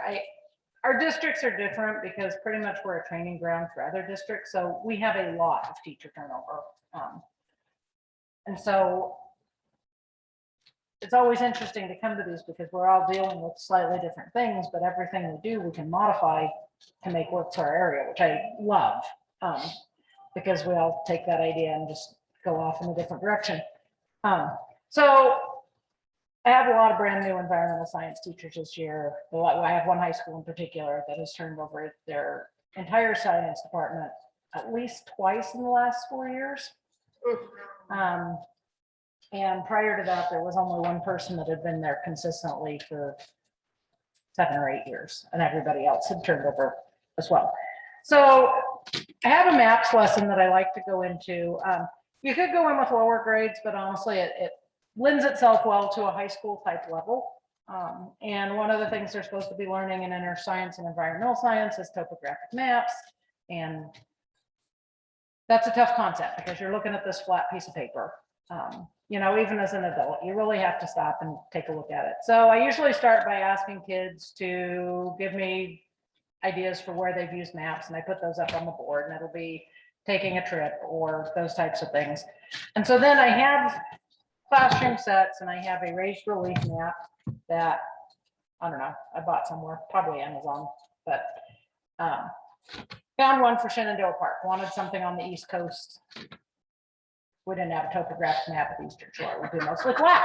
So that wasn't one of my options, but wanted something that I could say, you know, this is in Virginia, and something that, you know, some of the kids have been there, some haven't. And I have a road map, and then I have a topographic map. So we start out talking about the different types of maps, and we usually start with the road map, and it's like, okay, you know, which of these activities would you use this map for? And usually they'll come up with, oh, taking a trip or something, because it's good at the roads. I said, if you were going hiking, would this map be very useful? And they get the idea that no, because it's not very detailed. You know, it just covers a large space, but if we're trying to go from the Eastern Shore to Kentucky, it would be useful. And so then we go to the raised relief map. And well, could you use this for a road map? And it's like, yeah, as long as you were within this area, you could, because it does have the roads and it's got some more detail. Could you use it hiking? And most of them, a lot of them have never seen a raised relief map at this point, believe it or not. And so they said, well, that could be more useful because it does show ups and downs and, you know, where you're going to have to cross streams and stuff. And then we talked about the fact that this wouldn't pack very well. You know, if you put it in a backpack, it's just going to crumble. And so then I've got a topographic map that's an area of Shenandoah Park. Same thing. That was just my hang up to, you know, kind of keep it all relatable and something. And so it's like, okay, we've got the raised relief, and then I show them where on the topo map. This one I just blew up. I just went in and found one online and kept playing with it until I could get one readable. So I show them where Big Meadows is. And then we talk about all these little lines and the fact that these are actually supposed to show you, you know, how steep it is, and the fact that if lines are further apart, it's not as steep, or lines are really close together, it's super steep. We talk about, you know, if you're hiking along, what's it going to be like if you hike through here? Relatively easy. What's it going to be like if you're hiking up here? Kind of hard, you know. So they start to get that idea. But topo maps aren't a lot of fun, and so then I always do something hands-on when I'm going in with kids, whether it's things like, you know, does this depend on the soil or not, to topographic map. So, and there's a whole lesson plan here that goes into the rest of it. And there's some other things I found that I usually give the email to the teachers beforehand, so that they, you know, can do some lead up to it, or to use afterwards as reinforcement. And so then the kids actually get to make their own 3D model of a topographic map. And even in high school, kids are like, I get to make my own? Can I take this home? And it's like, yes, you can take it home. And what I don't say is, trust me, why do I want 60 of these in my office? Yes, it's yours to take home. And so I start out showing them, this is my 3D topo map of the big island of Hawaii. And it's just made out of foam, so it's something easy. And the maps they make are not quite this complicated. I've got 8 different maps that they do. And so this is going to be like this one, this is going to be the landform they make. There's 2 of them because they need to be able to cut one up, which we'll go through in just a few minutes. But they have to name their landfill. I want them to give their hills names, just like you would on a regular map. If you've got a bay, you're going to name it. If you've got a river, you're going to name it. And then we get into things, because we will have talked about at this point about decide what your contour interval is going to be. Is it going to be 10 feet or 50 feet or 100 feet? Because these are all make-believe, so it can be as steep or as not steep as they want it. And decide on the scale of the model, 1 inch equals 1 foot, 1 inch equals 500 feet. You know, it's just to make some of their numbers may not make sense if you were to really sit down and put them together, but that's okay. What we're trying to get across here is these are parts of things that you have to have a map that you can use.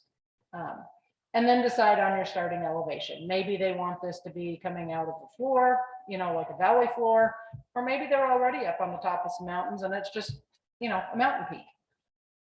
Their choice. Try to leave it so that they get to do some things in there. And then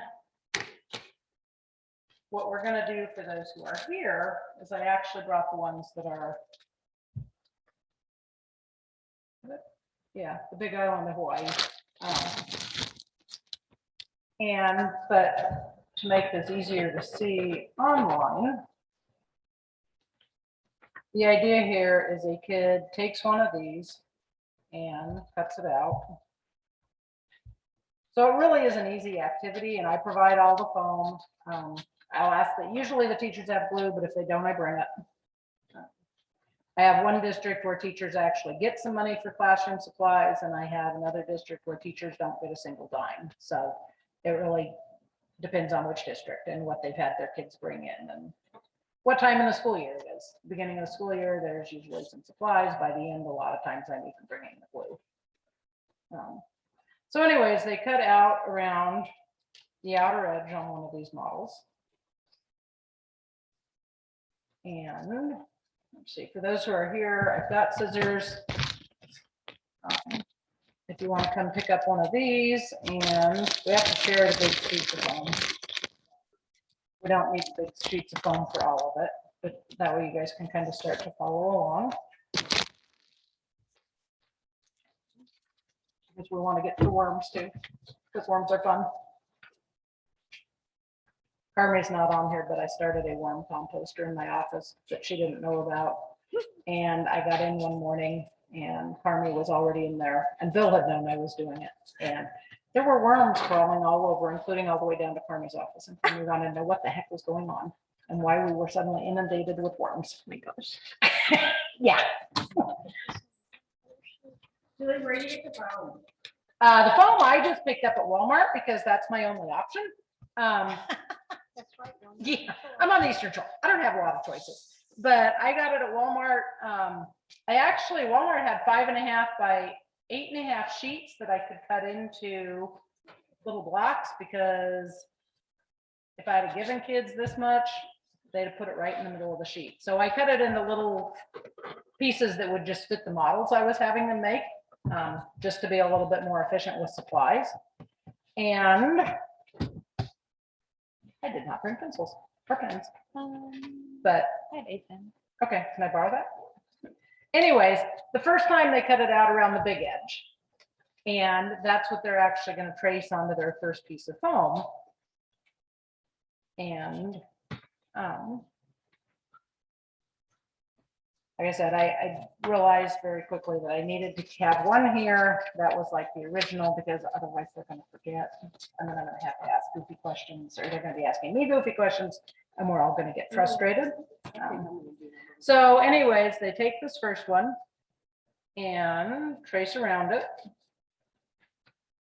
Okay, and then I try to have them cut that one out first, because that starts to give them a feel. It's like, okay, this is your bottom layer. And so we're going to cut that out. And it's the same thing. It doesn't matter if it's not exact. I mean, you know, we're just,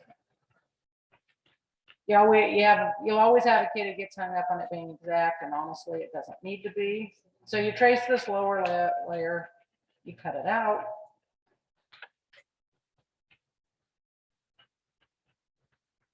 And I usually have to do at least 1 or 2 layers as an example for them before I let them start, because otherwise they get confused.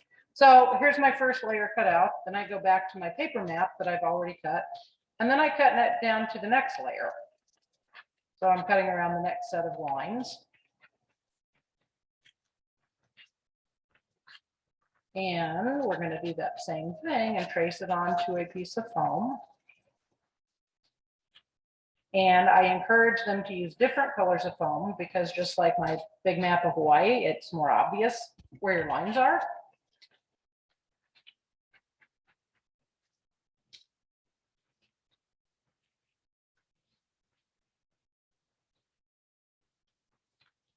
And so now I've taken off one layer and I'm gonna put this on a different color foam and just do the same thing again and trace around it.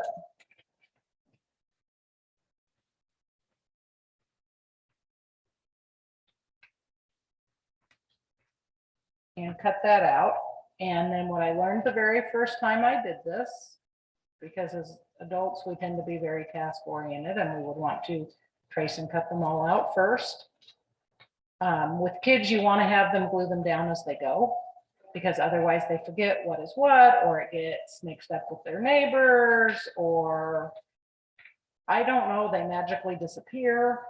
I don't know, it's kind of like the dryer and the sock. I don't know, there's a foam gremlin running around classrooms maybe that steals them.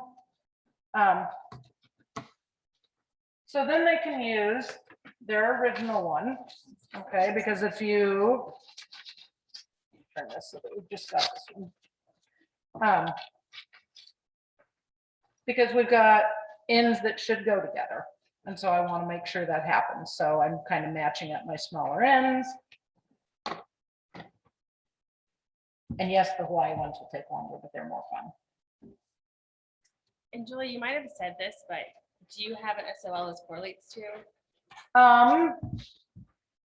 Yes, wherever I put the lesson plan. This one? Here? No, that's another one. How's it called? Oh, great. You Wait a minute, you it's right here. Okay. Yeah, it's the teachers part of me. There's always follow up because if you don't reinforce, they're going to forget. It's actually environmental science 1E. Okay. But a lot of earth science teachers like to use it too because I said we've just kind of discovered kids can't do some of this stuff. This is high school. Yes.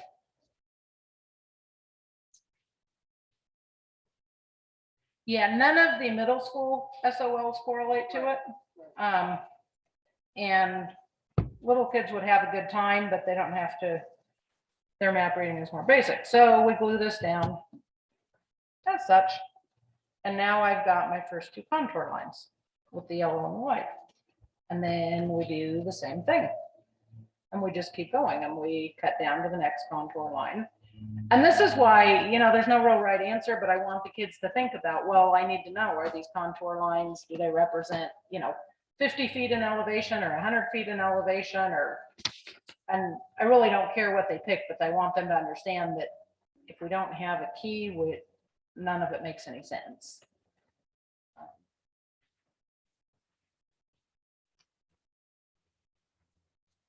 So we cut it down and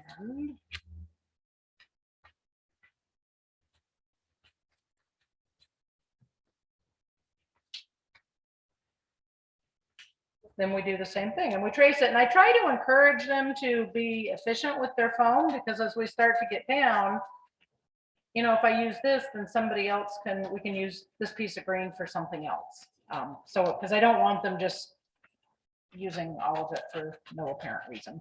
And most of them get that idea. And, you know, usually the teacher or I will be over where we have, you know, the stacks of foam, and as kids bring stuff back, you know, sometimes there's some little pieces we can get even out of the corners of this. And so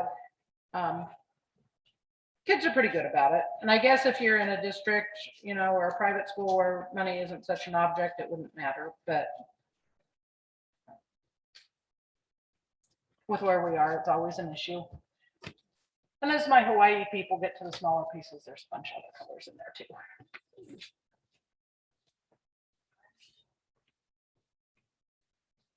So we cut this one out. And the kids do discover that they usually have to leave these overnight because we need them to dry. If they put them in their backpack at the end of the class period, they're still wet. When I do it in the schools that are using block scheduling, not so much. If we, you know, get it done relatively early, then it's got a half an hour or so to dry. But one of my high schools is year long, and so that's more important. And same thing, I always tell them, now go back to your map because you want to be getting this about right. You know, just to give them an idea, because as you start to get to these smaller ones, it's like, well, is that what your map looks like?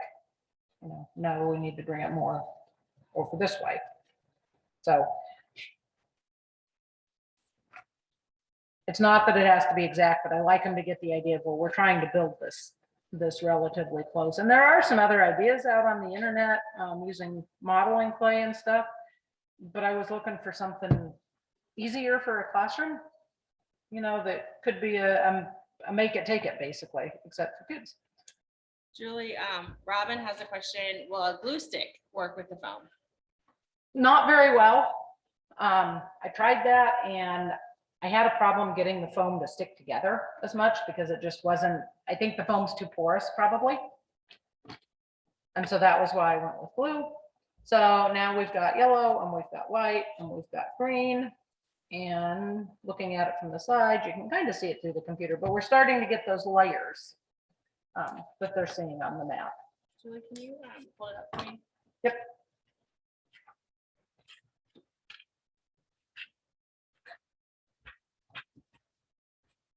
Okay, so by this time, usually the kids are kind of into it and they do it. And then sometimes they have to decide things like, you know, when we cut this next layer off, we're going to wind up with 2 pieces. So I, you know, tell them you can't just randomly lose pieces. We have to, you know, keep track of those. So let's cut 1 piece out and put it where it goes. And so I usually have them do the one, you know, if they're down to something that has fewer contour lines.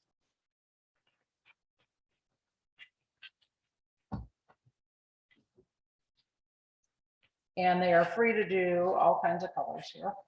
I don't know, we'll pull out a pink.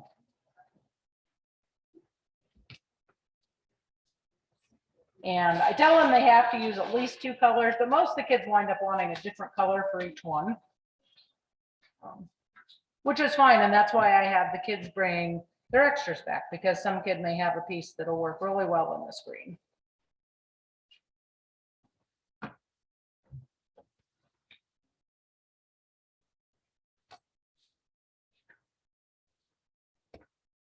So this particular model that I'm doing, and I give them each different models because that way they can't just have one person doing them all, because they all have their own, which they wind up kind of liking. So this particular one has 2 peaks. And so this is my first peak. And looking at my model, it needs to come down here to this end.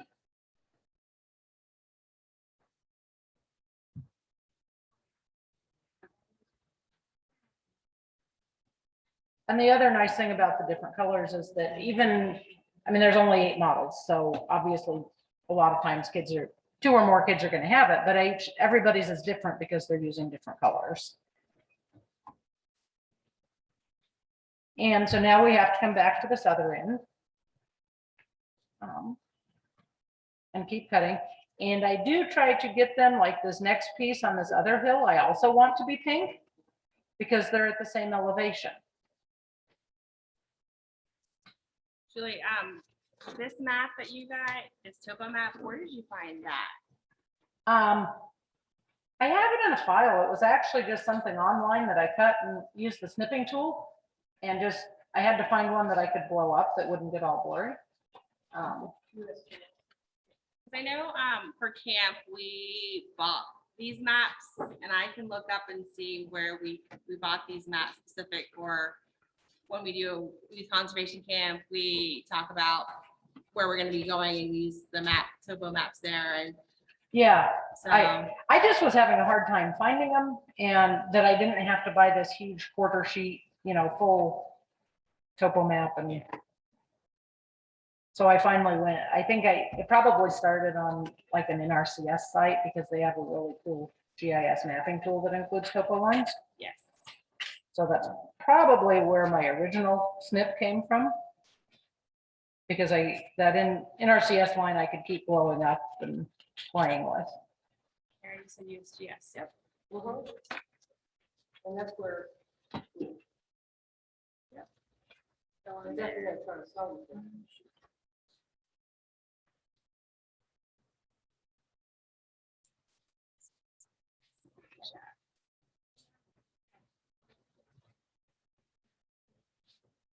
Guys, like I said, on mine, because it has 2 peaks, I do want the 2 pieces that are at the same contour level to be about the same. And if we look at here, I'm at this piece, and so I need my bigger end to go towards this end of it. Like I said, the world's not going to end if they don't get it right, but those are just my little hangups. But I do stress to them that the same heights need to be in the same color.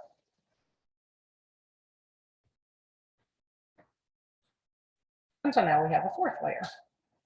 And hopefully they're starting to get the idea of, oh, I could be on this peak and my friend could be over here and they wouldn't be at the peak, but we'd be at the same height and could basically look across at each other. And yes, it's a very messy activity because you wind up with little pieces of paper all over and little pieces of foam all over, but they're pretty good about picking up for visitors. Usually better than they are for their teachers. And Julie, I know that ideally you want to be in the classroom doing this with the students, but you're doing it really nicely here virtually. Yes, That's something that could be done virtually. Exactly. It's something that could easily be done virtually. You know, I could drop off all the materials at the school and the teacher could hand them out. And then it could very easily be done virtually. A lot of my programs, I did adjust over the pandemic so that if they need to be virtual, we can. Obviously, for my fun, I'd rather be in the classroom, but sometimes that wasn't an option.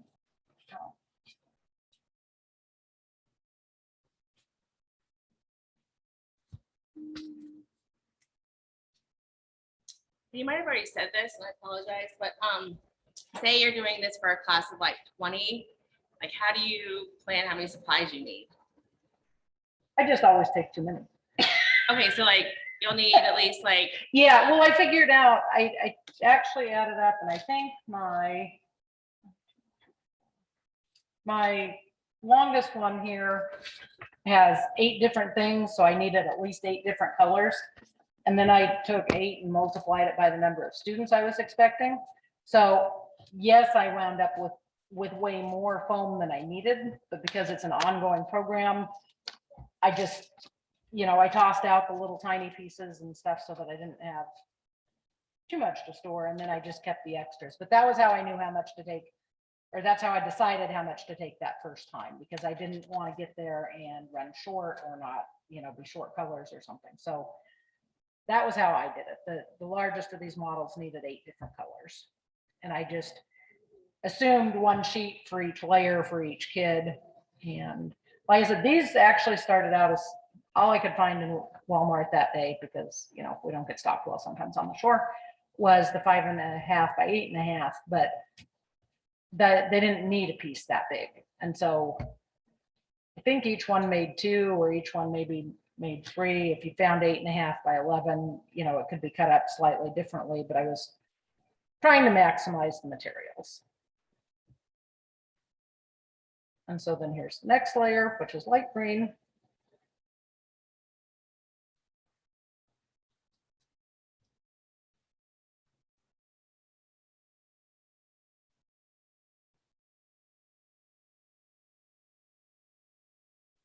And don't worry, this one only has 2 more layers. I won't bore you forever. But even all the adults here are quiet because it's just kind of funny. I know, it's fun. Mindless, yeah. Yeah. All the adults, everyone here is going to Hawaii. They're making their own portable Hawaii. I wish. And if you want to make your own portable Hawaii, I have that one too that we can send.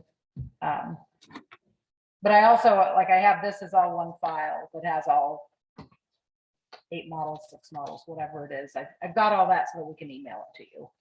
How do you decide which students do which models? I just hand them out randomly. And there was a saying at my house when my kids were little, I don't know, my son came home from school with it and it just kind of stuck because he was our oldest. And it was, you get what you get and you don't throw a fit. So when they try to whine to me, I just look at them and like, you get what you get and you don't throw a fit. And honest to God, high schoolers won't really argue with that. And it shows kind of cool, like how the landscape is so different too, and that we need everything to be, not everyone can get the same one, and we need the different to really show a true replication of what the landscape looks like. And that's what I wanted. I didn't want them all doing the same one, because to me, it's like, well, there's so much variety in the world, but I want them to get the idea that, oh, all of these are different. And when I look at the map, everything is different. And so it's just kind of reinforce that. So, and then there's my 6th layer, which is the orange. And I just have one more little piece. I just have this piece still to go.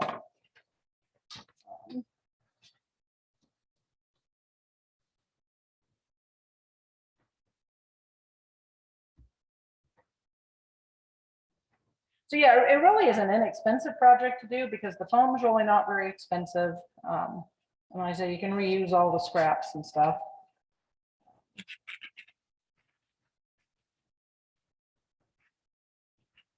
The kids that I work with, the hardest part would be getting them to use the scraps because they all want to use the brand new piece. Yeah, I know. What I do is after we get all the biggest pieces cut out, Pick 'em up. they have to bring all the scraps to the table and I put all the new ones away. And so they don't have a choice. I taught for a long time, so there's a lot of these little tricks that. Yeah, exactly. And I have 4 children and it was like, no, we're not just gonna waste this. Okay, normally I would want them to use a different color for this, but because I'm down to just this little tiny piece and we're all grown-ups and know that the 2 different colors of yellow are not the same contour. Because I'm not going to cut into a whole new sheet for this little tiny piece. Because yeah, I had kids try to get new pieces. I'm like, nope, that will fit just fine on this one. And so usually some groups were better than others, but sometimes you kind of, like I would be over there kind of, because once they got started, they didn't really need my help once they got the idea. And so I'd be over there and they'd bring their stuff over and I'd help them find a piece that it would fit on that was a different color. And occasionally as we got down to the end, we maybe didn't have a piece. And so I'd have to get out a different piece. But We kind of talk about conservation and like. and exactly, I'm like, do we really need this whole sheet to cut out this little tiny speck? And they're like, no, I guess not. And like I said, we have very low budget schools. So our kids are used to the idea of we don't get all new, which probably helps. They get to take it home. But they get to take it home, which they love. And I do usually have them put their names on the bottom before we actually glue down. Sorry, I forgot to tell you that, but because even though we've all used different colors and we have all these different models, I don't know, they still manage to forget whose is whose. So, but they do need to lay flat for a while to dry, but here's our finished model with all of our different layers. And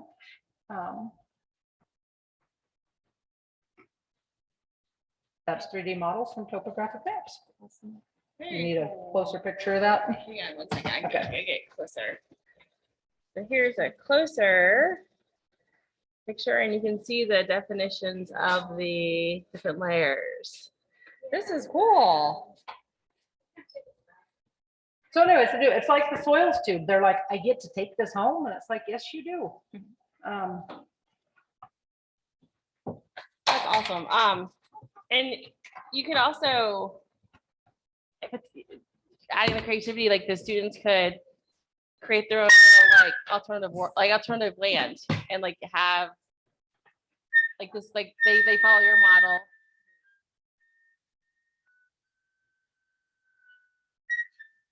Like we're in a school. They follow your model, and then if the teacher wanted to take it a next step, they have to make their own topo map and then use it. And so and depending on the kids, we also wind up talking about the idea of slope, which ties them back into algebra 1 and their math. But it's like, okay, up here where it's really steep, are you going to grow crops? No. So if we're over here on the big island of Hawaii, where do you think they might be growing crops? And it's like, well, okay, this is right next to the salt water, so that's probably not going to be good. And but there's some room in here and some room in here. So it can lend itself to those types of things, because then it's also like, well, why wouldn't we want to grow crops on this very steep part? Oh, because the soil's going to run off and the water's going to run off. So it ties. That's why, sometimes we use it in earth science too, because it gets back into that idea of erosion and conservation and protecting both the soil and the water. And because it's hands-on, you know, it's the same thing. If you were stranded on this island, or you decided to settle this island, you know, where are you gonna grow your crops? Where should you put your house? You know, you probably don't want it directly downhill where it's steep. You're probably gonna be looking at over here somewhere. So it lends itself to a lot of good questions from the kids, and kind of depending on where their questions take you, you get some things, but we do bring in, okay, why don't you want to farm on these? You know, or why do you want to farm here? That's very cool. No, and like So- having it like in front of you to like Mhm. see and understand, like it just makes that whole understanding that much clearer. Yeah, and exactly, once kids do this, they're like, oh, okay. You know, so, and like I said, I just was looking for a fun one for my model, so Yeah. everybody, you know, it's like, oh, I want to go to Hawaii. So we've got all of that. Does anyone virtually have any questions? You can put it in the chat and then we can come off mute. And definitely we'll make sure that you guys get this material, and then I'll add it to the education binder online. So this is something that you can all get. It's so satisfying to put that peak on. When you get to the end, it's just kind of satisfying when you're putting on that last little peak and your mountain is complete. Well, I said it is messy. We wind up with lots of scraps. But then that's the fun like challenge. How fast can you guys pick up the scraps so you can make it in a game? Okay. So, take a break and then Yeah, do the Vermont yeah. posters. So if those who are joining us virtually, if you guys want to take a break and come back at 11:20, and then Karen is going to teach us how to make vermicultures. Not vermiculture, pardon, vermicomposters, which is all about worms and composting. So we'll see you back here at 11:20.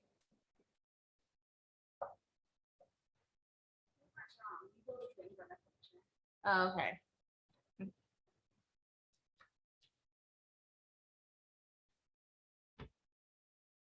We have the best time doing making these little maps.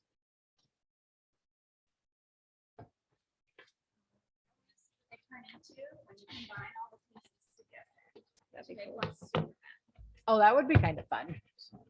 You could take one big piece and have them, I'm gonna do it. yeah, yeah, like a piece of butcher paper.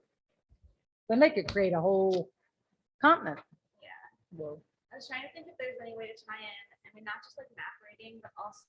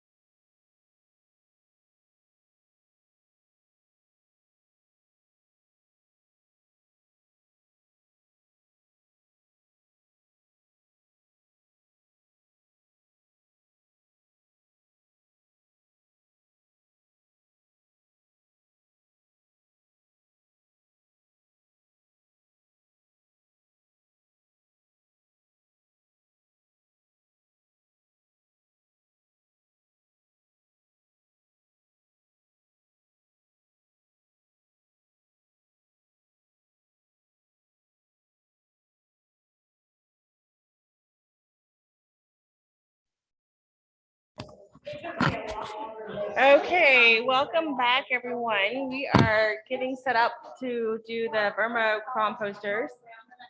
I put in the chat that if any of y'all have coworkers here who would like to get a soil stew back to you, Elise made soil stew kits for everybody. Just let me know and we'll make sure that they're get that in their hands.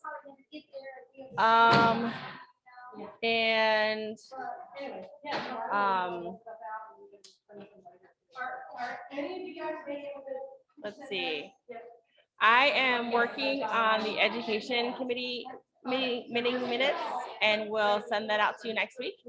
My laptop broke and I have been using my memory and my notes to update those minutes and we'll get those out to you all shortly. This Friday, the application for the 2021-2022 Youth Conservation Leadership Institute will go online and I'll send an email out with that information. And the other big education update that I have is the Envirothon Summit, which is coming up on September 16th. We're going to send out registration soon and really please do share that with your coaches, so they can share it with their students, any partners you work with, yourselves.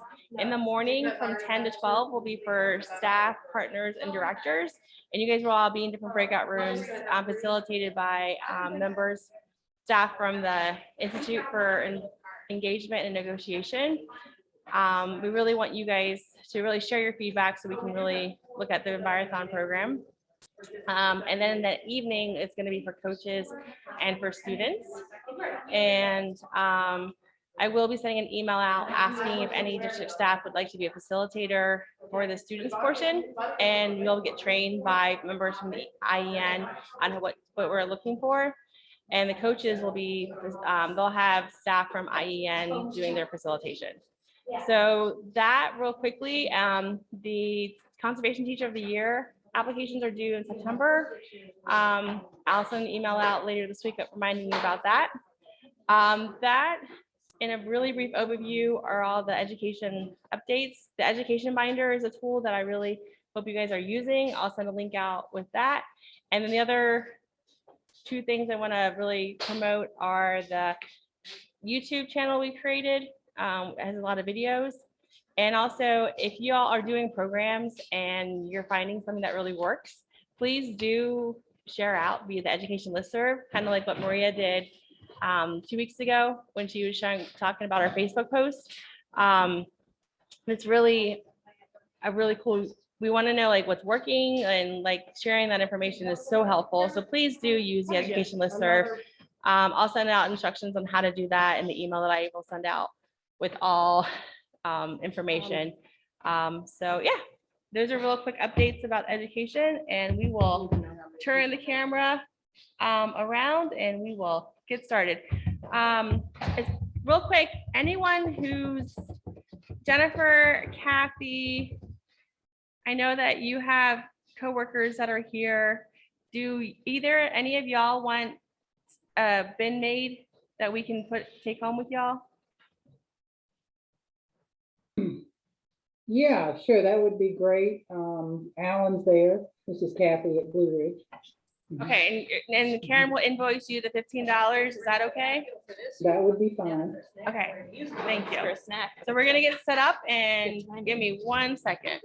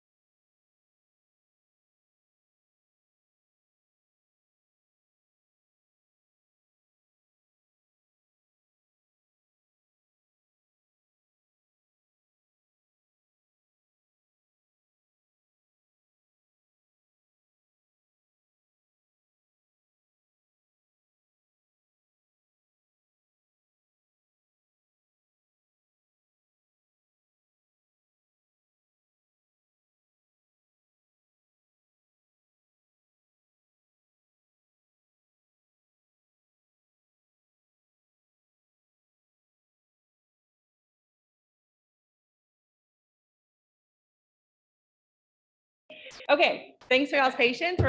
Karen's gonna demonstrate, and we're gonna follow along. And Loudon and Blue Ridge, we're gonna put yours together and then give them to your people, if that works. Does that work, Jennifer and Kathy? Yes, thank you very much. And then That'd be great. Thank you. Jennifer, can you say that again? Sorry, that would be great. Thank you. Okay. And then like Kathleen, Waring, Kelly, and everyone else is on board. Karen's gonna send you all the instructions, and then if you're able to swing by her office, or she'll have the materials too for you.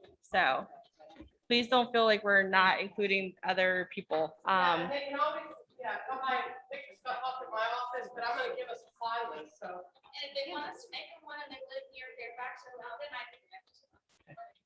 The only other, yeah, Okay, are you ready? yes, Want to bring it over? go for it. So do I need a microphone? Yes. I'll bring this one over.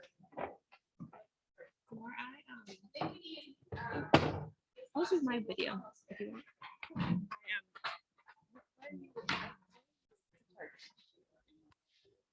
Might need it, but I'll get the extension cord.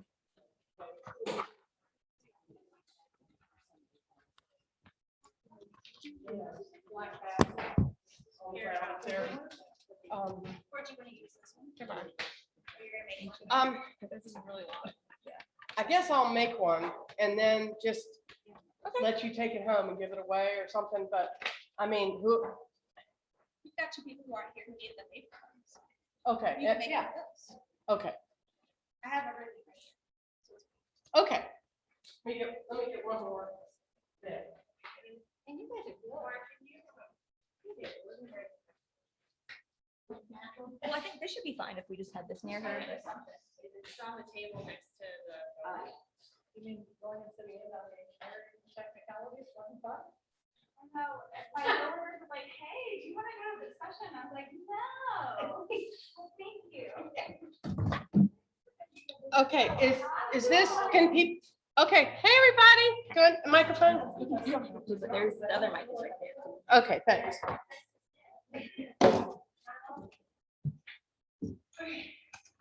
One of the ways we did that virtual natural resources design that my parents for a lot of years.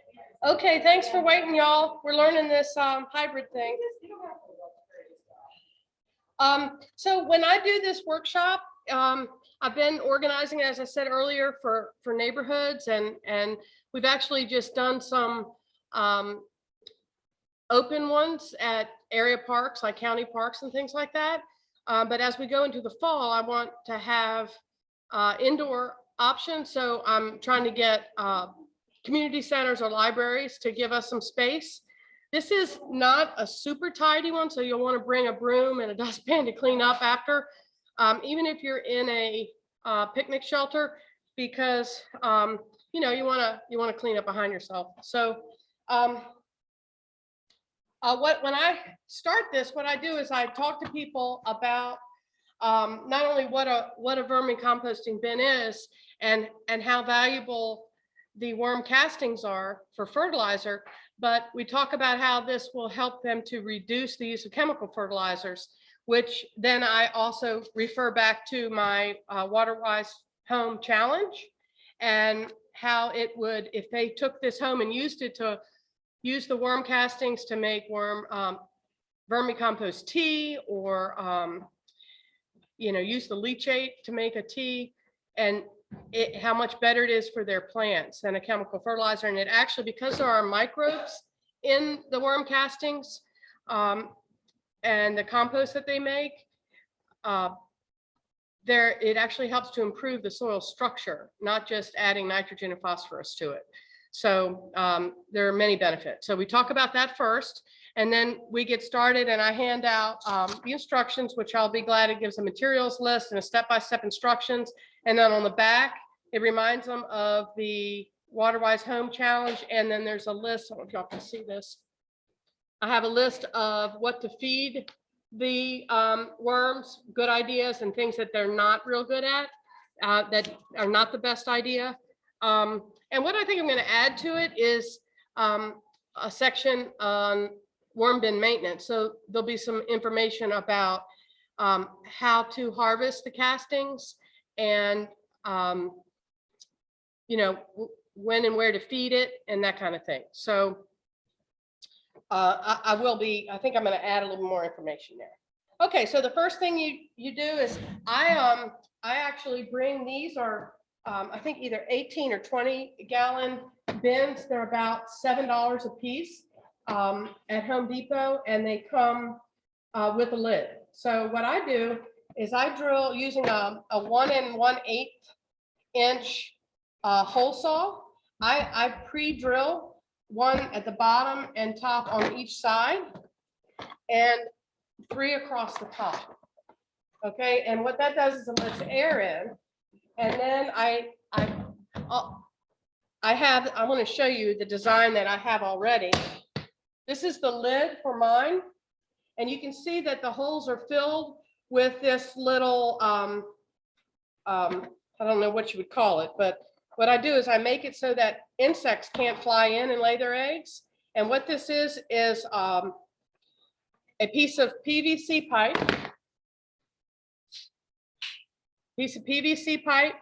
and a square of, to show you, I give each person a roll of these landscape fabric squares and 7 heavy duty rubber bands. And what people do is they take their one bin, they're going to have 7 of these because there's 7 holes. And then they take each one and cover it in the landscape fabric. And what this does is it allows air to get in, but not insects. So you're not going to have fruit flies, for instance, getting into your worm bin. Okay, so then you just put this around like that. And then you're going to put it, and you can do it on all 7 of your holes, but I'll do it on the lid just to make it easier for you all to see. And you just push it in, and that the rubber band serves as like a gasket on there. And you just push it in till it's nice and snug. And then you can take a pair of scissors and trim the excess landscape fabric so that it ends up looking like one of those. Okay. And what that does is it allows air to go in, and it's inexpensive to replace if you need to, but not anything else. And so you just do that on all 7 holes of the bin. And I hate to just do all 7 of them here for folks, but I should. Okay. I'm sorry that you guys have to just sit here and watch this, but yeah. So that's what we're gonna do. Everybody here is doing that. And while you're doing that, can I ask you a question? Yeah, Bonnie has a question. So you've been doing this with adults, Yes.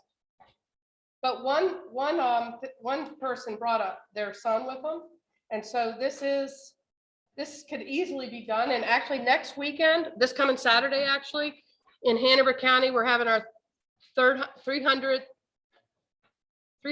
birthday in Hanover, and the courthouse is doing a celebration. So I'm going to have a little table set up where folks can come and do what I'm calling a mini worm bin, and I'm actually making them in a Home Depot 5-gallon bucket, and I will probably only need 3 of these, 1 on each side of the bucket and 1 on the top. And that way it's a little less expensive, because when we do something like that for the county or a festival like that, you know, it's not conducive to charging for it. In fact, the 2 festivals I'm going to go, I can't be selling anything. So it makes it a little easier to give it away. I think I figured out that with the 5-gallon bucket, it'll cost, and the worms, we provide the worms too.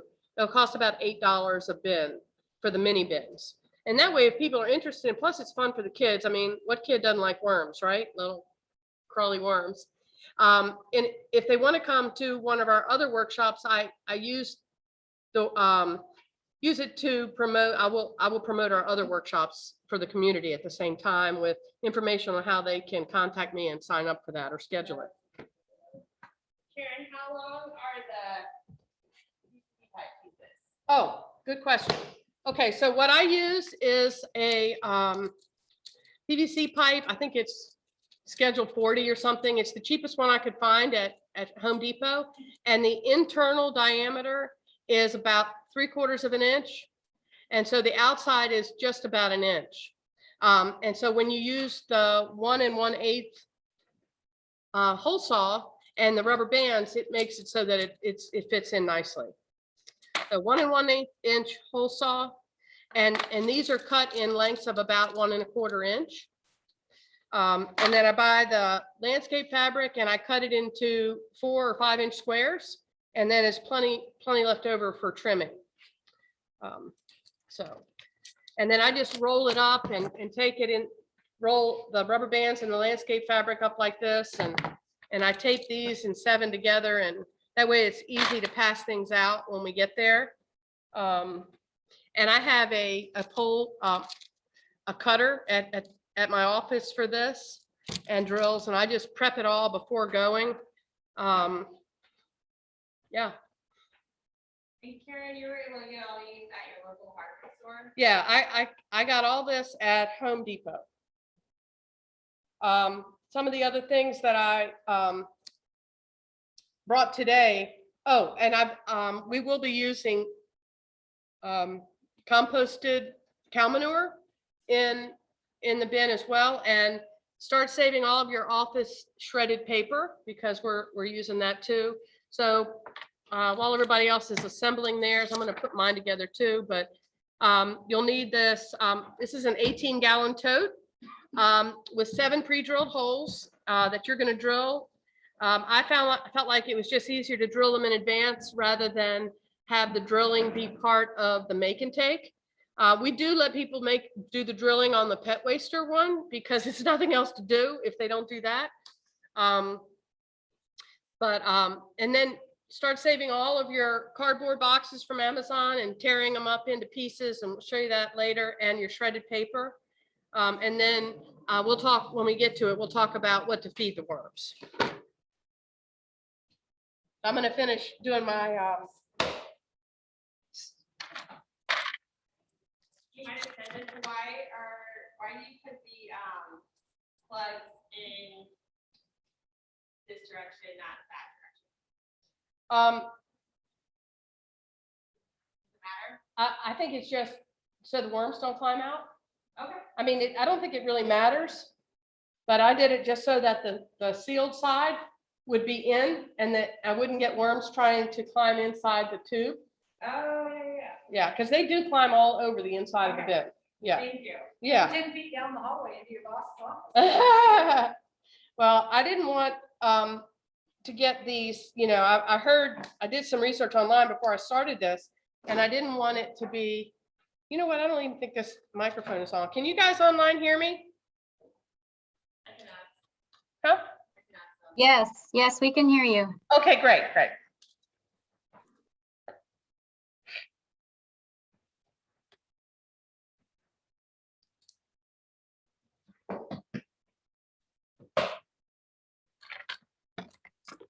I have a question. Uh-huh.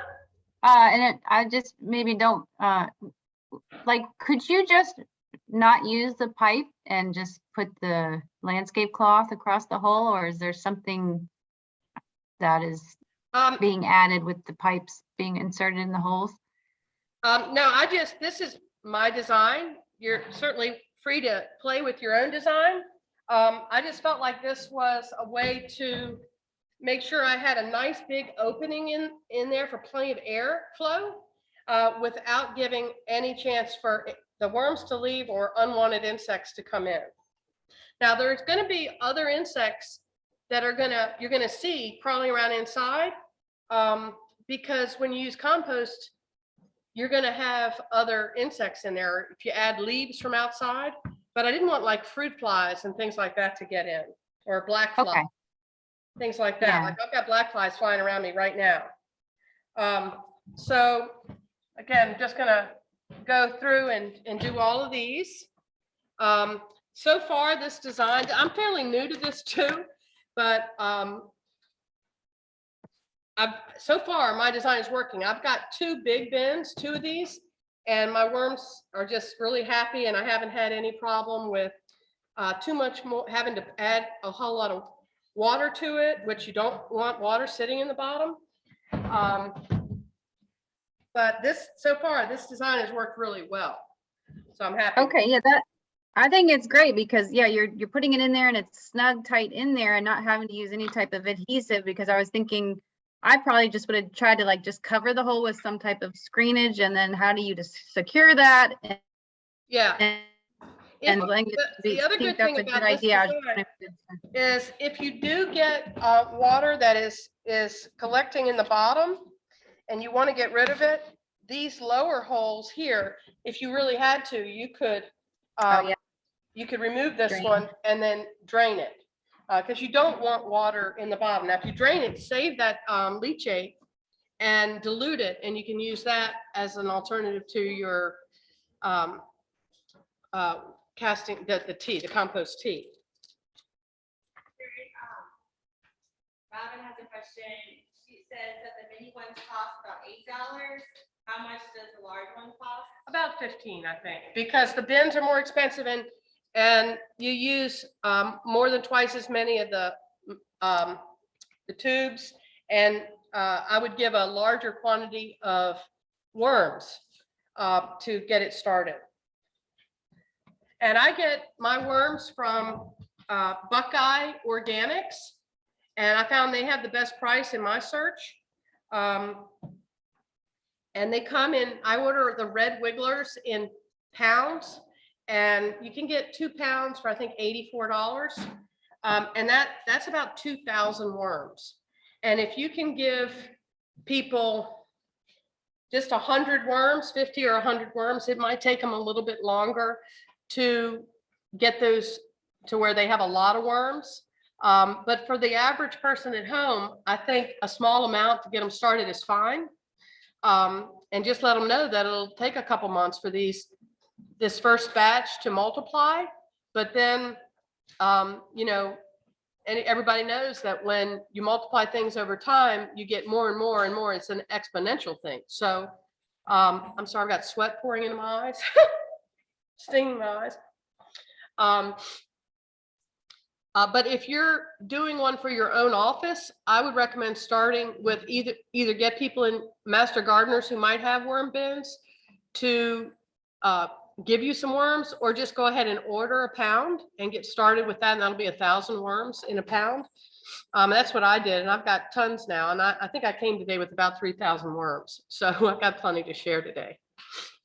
So can we move on to getting our project? Yeah. So the next thing you want to do is line the bottom of your bin with cardboard. And if you have cardboard that doesn't have ink on it, that's the best, but it just cardboard, period. I think a lot of the worm places recommend you know, unbleached paper and all to use, but sometimes you can't find that. So just put this down on the bottom and can overlap, and just make sure the bottom's covered. Okay.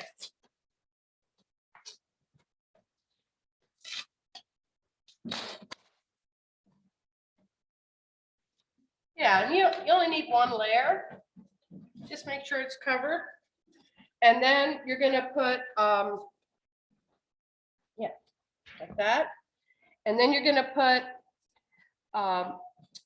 2 to 3 inches of shredded paper in next.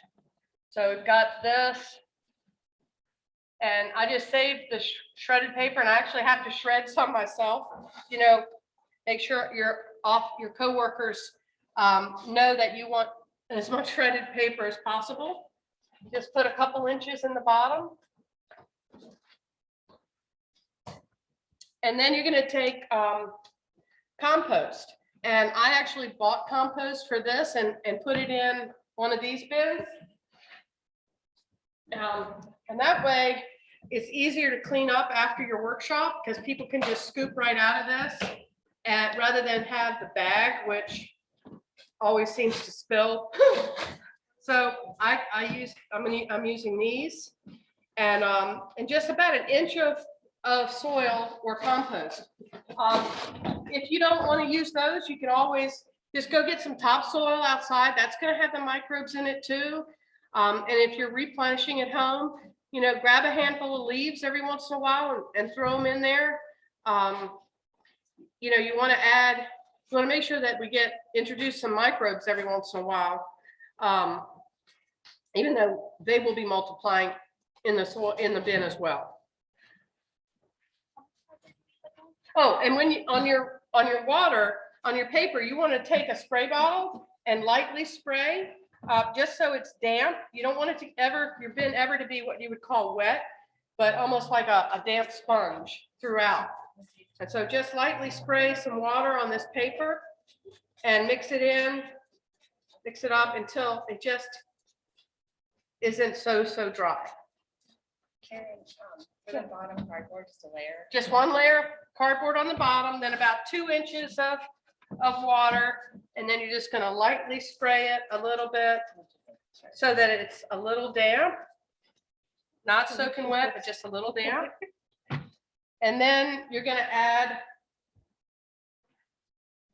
use a scoop to add your soil.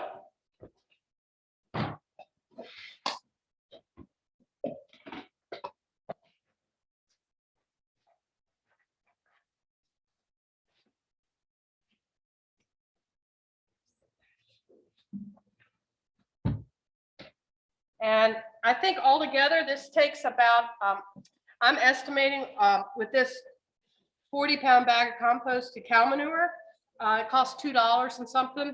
About a half of a bag will work for this. Maybe, and it might be a little less, but I would estimate it to use about a third to a half of a bag for each bin. And you know, when you're letting people do their own, they may, you know, use a little more or a little less than what you would, but I just say about an inch worth, and then spread that out. And then you're going to repeat with the paper and the soil again. Do 2 layers of that.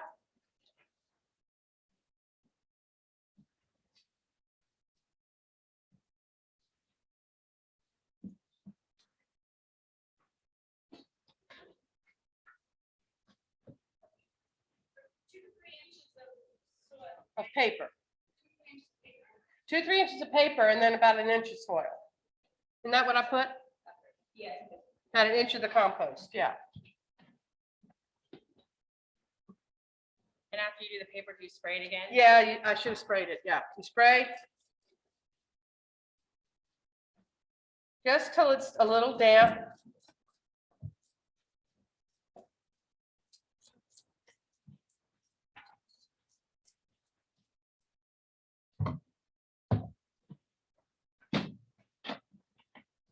And you're mixing it up? No, Oh, you're no, I forgot to spray this. okay. And if they can't get like cow manure compost, can they just use regular potting soil? What you want is to introduce some microbes. Okay. So I would use regular compost, garden compost out of your own garden, or go out and just take some leaves out of the woods, some leaves, topsoil, something that's going to have the microbes in it. I always afraid that if you buy bagged potting soil, that it's sterile, and that you don't want that. The whole reason we're doing this is so we can get those great microbes going. Okay, so then your soil and your compost here. And the worms do like cow manure, but it needs to be composted. You wouldn't ever want to put like goat or rabbit or horse or cow manure straight in your bin, because that would burn them. That wouldn't be good. It's got to be composted.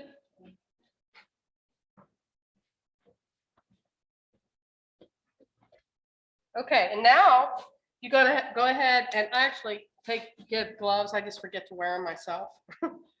But now's the fun part, because you're gonna put in your worms.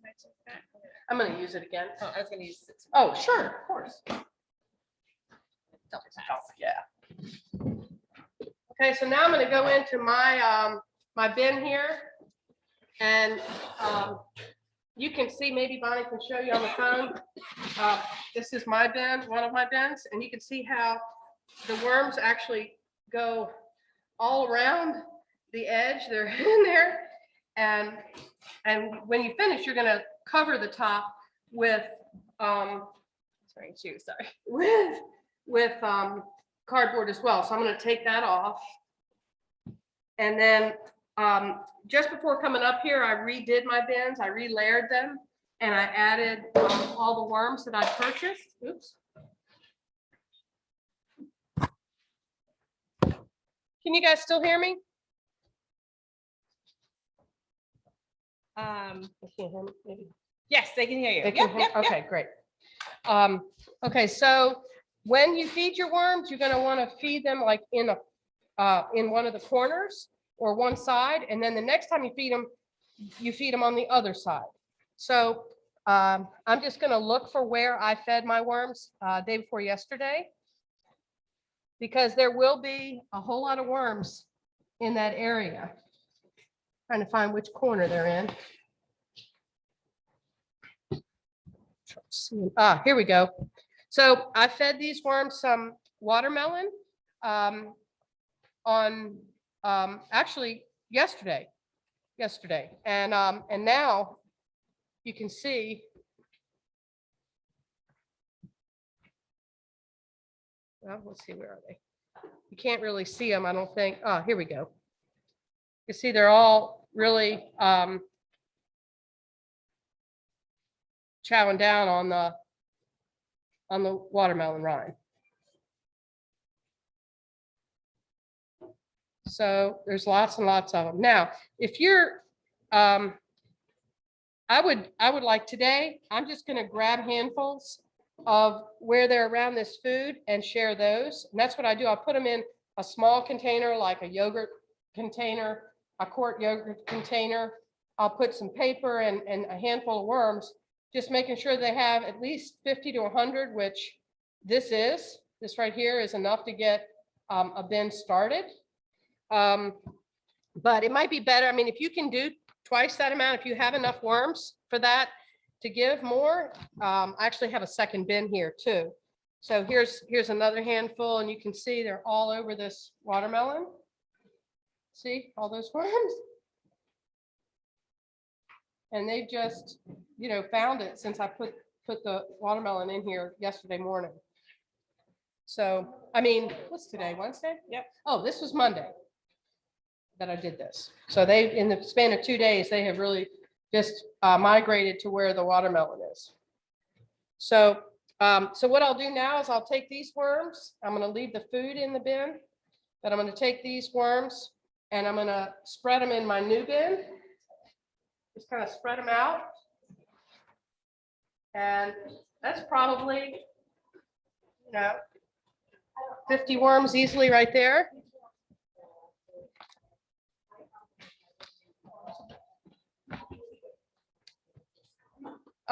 If touching worms bothers you, then, use gloves. But they don't bother me, so.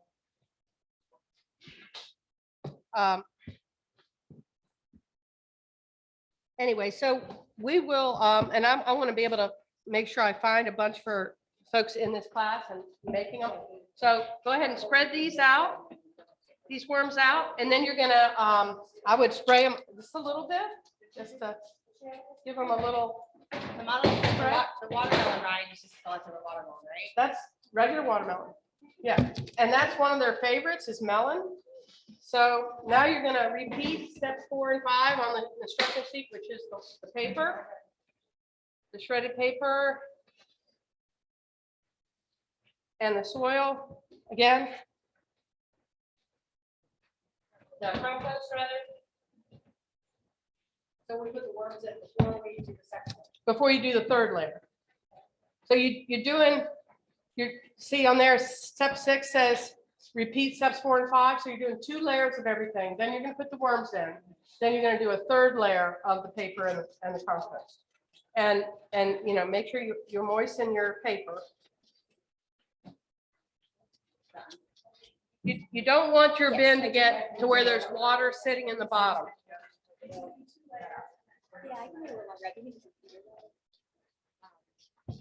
Okay, and then soil, compost.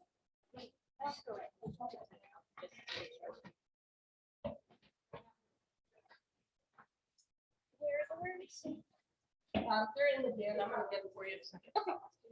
Okay.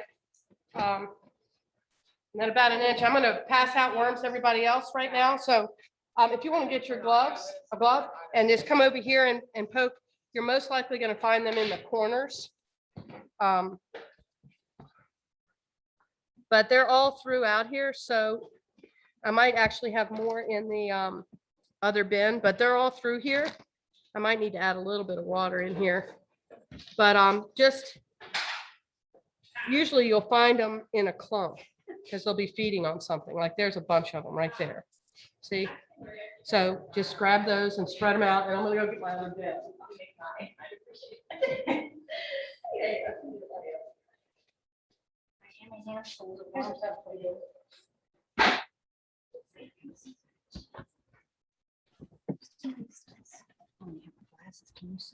Okay, we are.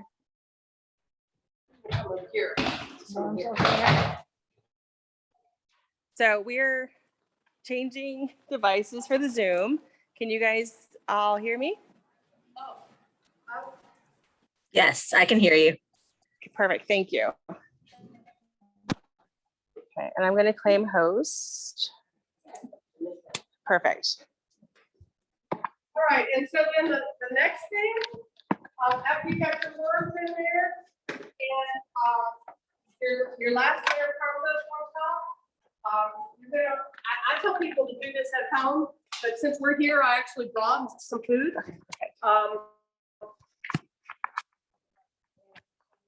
Thank you. Okay. Where's the food? The watermelon? Yeah, I saw it. I know. I thought I brought it over here. Is it in that bag right there?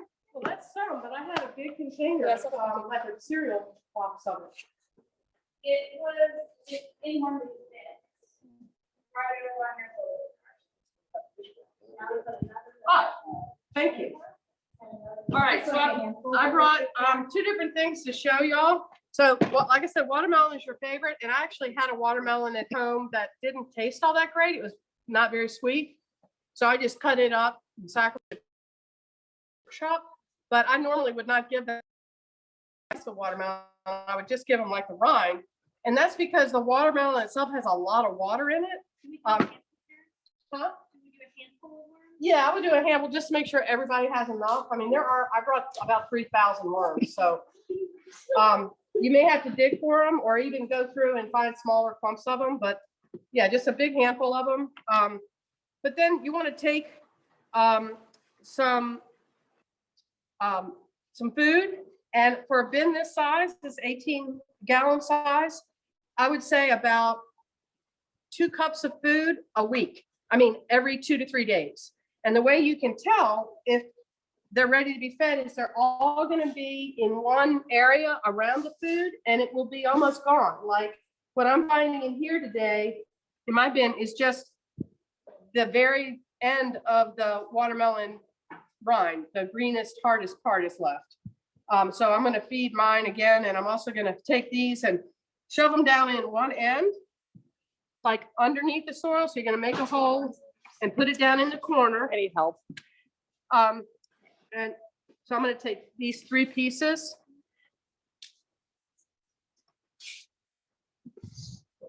And I've actually let this sit out.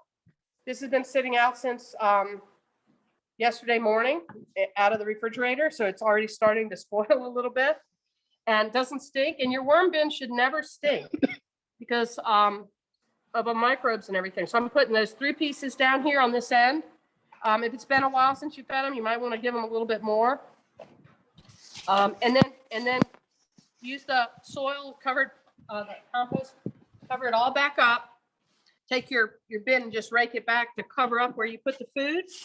And then you're going to top it with more cardboard. And every time you take care of your bin, you're just going to do the same thing. You'll take it off and then cover it back up. So do you want us to put the food in before the last 2 layers? You can if you want. You can put the food in. Yeah, I do it at the end just to show people when they have a full bin how to do it, move it out of the way, put it down in there and then push back. Gotcha.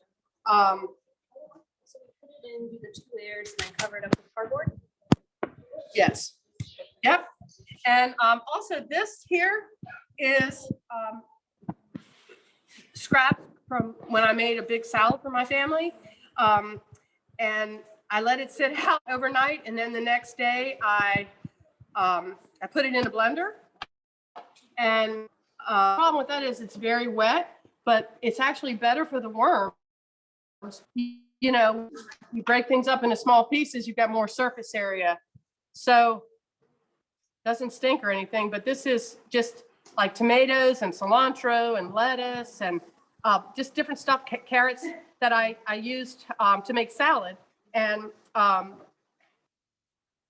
I'm just going to give this to my worms and put it down in here in the other end of my bin, just about a cup. And I'm going to take it and spread it around a little bit and then cover it back up. And even though you won't be able to see that when you come back to it, you'll be able to find it because the worms will all be around it. So there's that too. If anybody wants to use this pureed stuff, you're welcome to. Because this model. I would say drainage. one end or the other.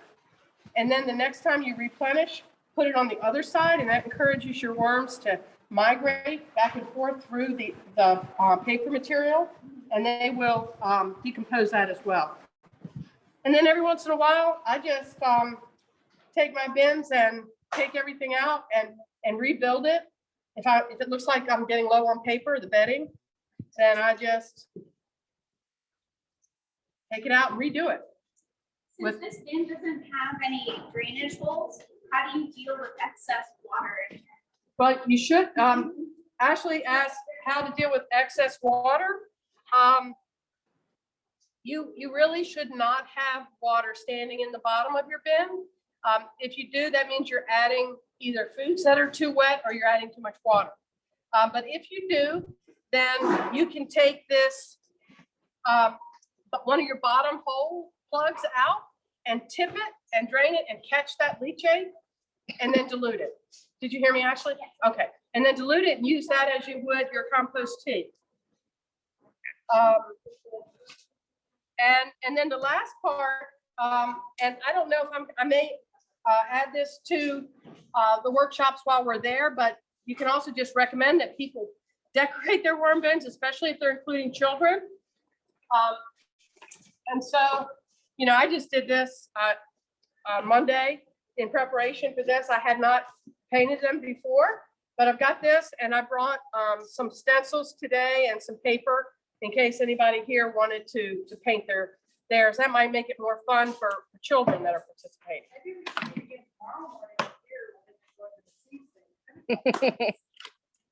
Yeah, the only thing I was worried about is not having enough worms for 12, but. No, but I mean, we could stencil stuff tomorrow morning. Oh, yeah, you can stencil them tomorrow. Yeah, I don't think we have time for it today, but, Karen, Kelly asked, where do you keep the bin? I have kept them both at my house and in my office. Most recently, I'm keeping them in the office because I've been doing so many workshops. I want to have them there so I can make sure that I'm, you know, whenever I pack up for a workshop, I've got them with me. Does it need to be in a cool place, like any particular place where do you put it? Like, excellent question. Worms need to stay ideally between 55 and 75 degrees. So I tell people, unless your garage is a man cave or a she cave, what do they call it? she shed. A she shed, and is climate controlled. She's not going to put that bin in the car. Maura.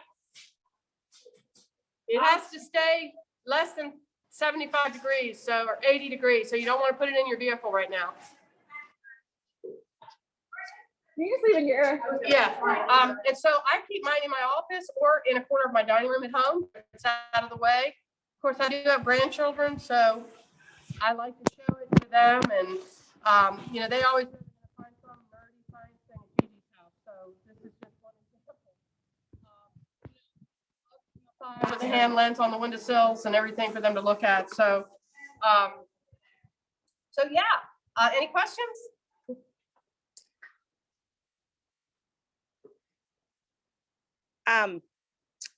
Thank you so much, Karen. And we will be able to, we'll share all the materials Karen shared. We'll share Karen's email and contact information. So if you do have questions, want to give Karen a call, that's a way to do it. And thank you so much, Karen. This is awesome. And let's see. Okay, everyone. So for those that are joined, so those that are joining virtual, thank you so much for hanging with us this morning, and really hope that you learned some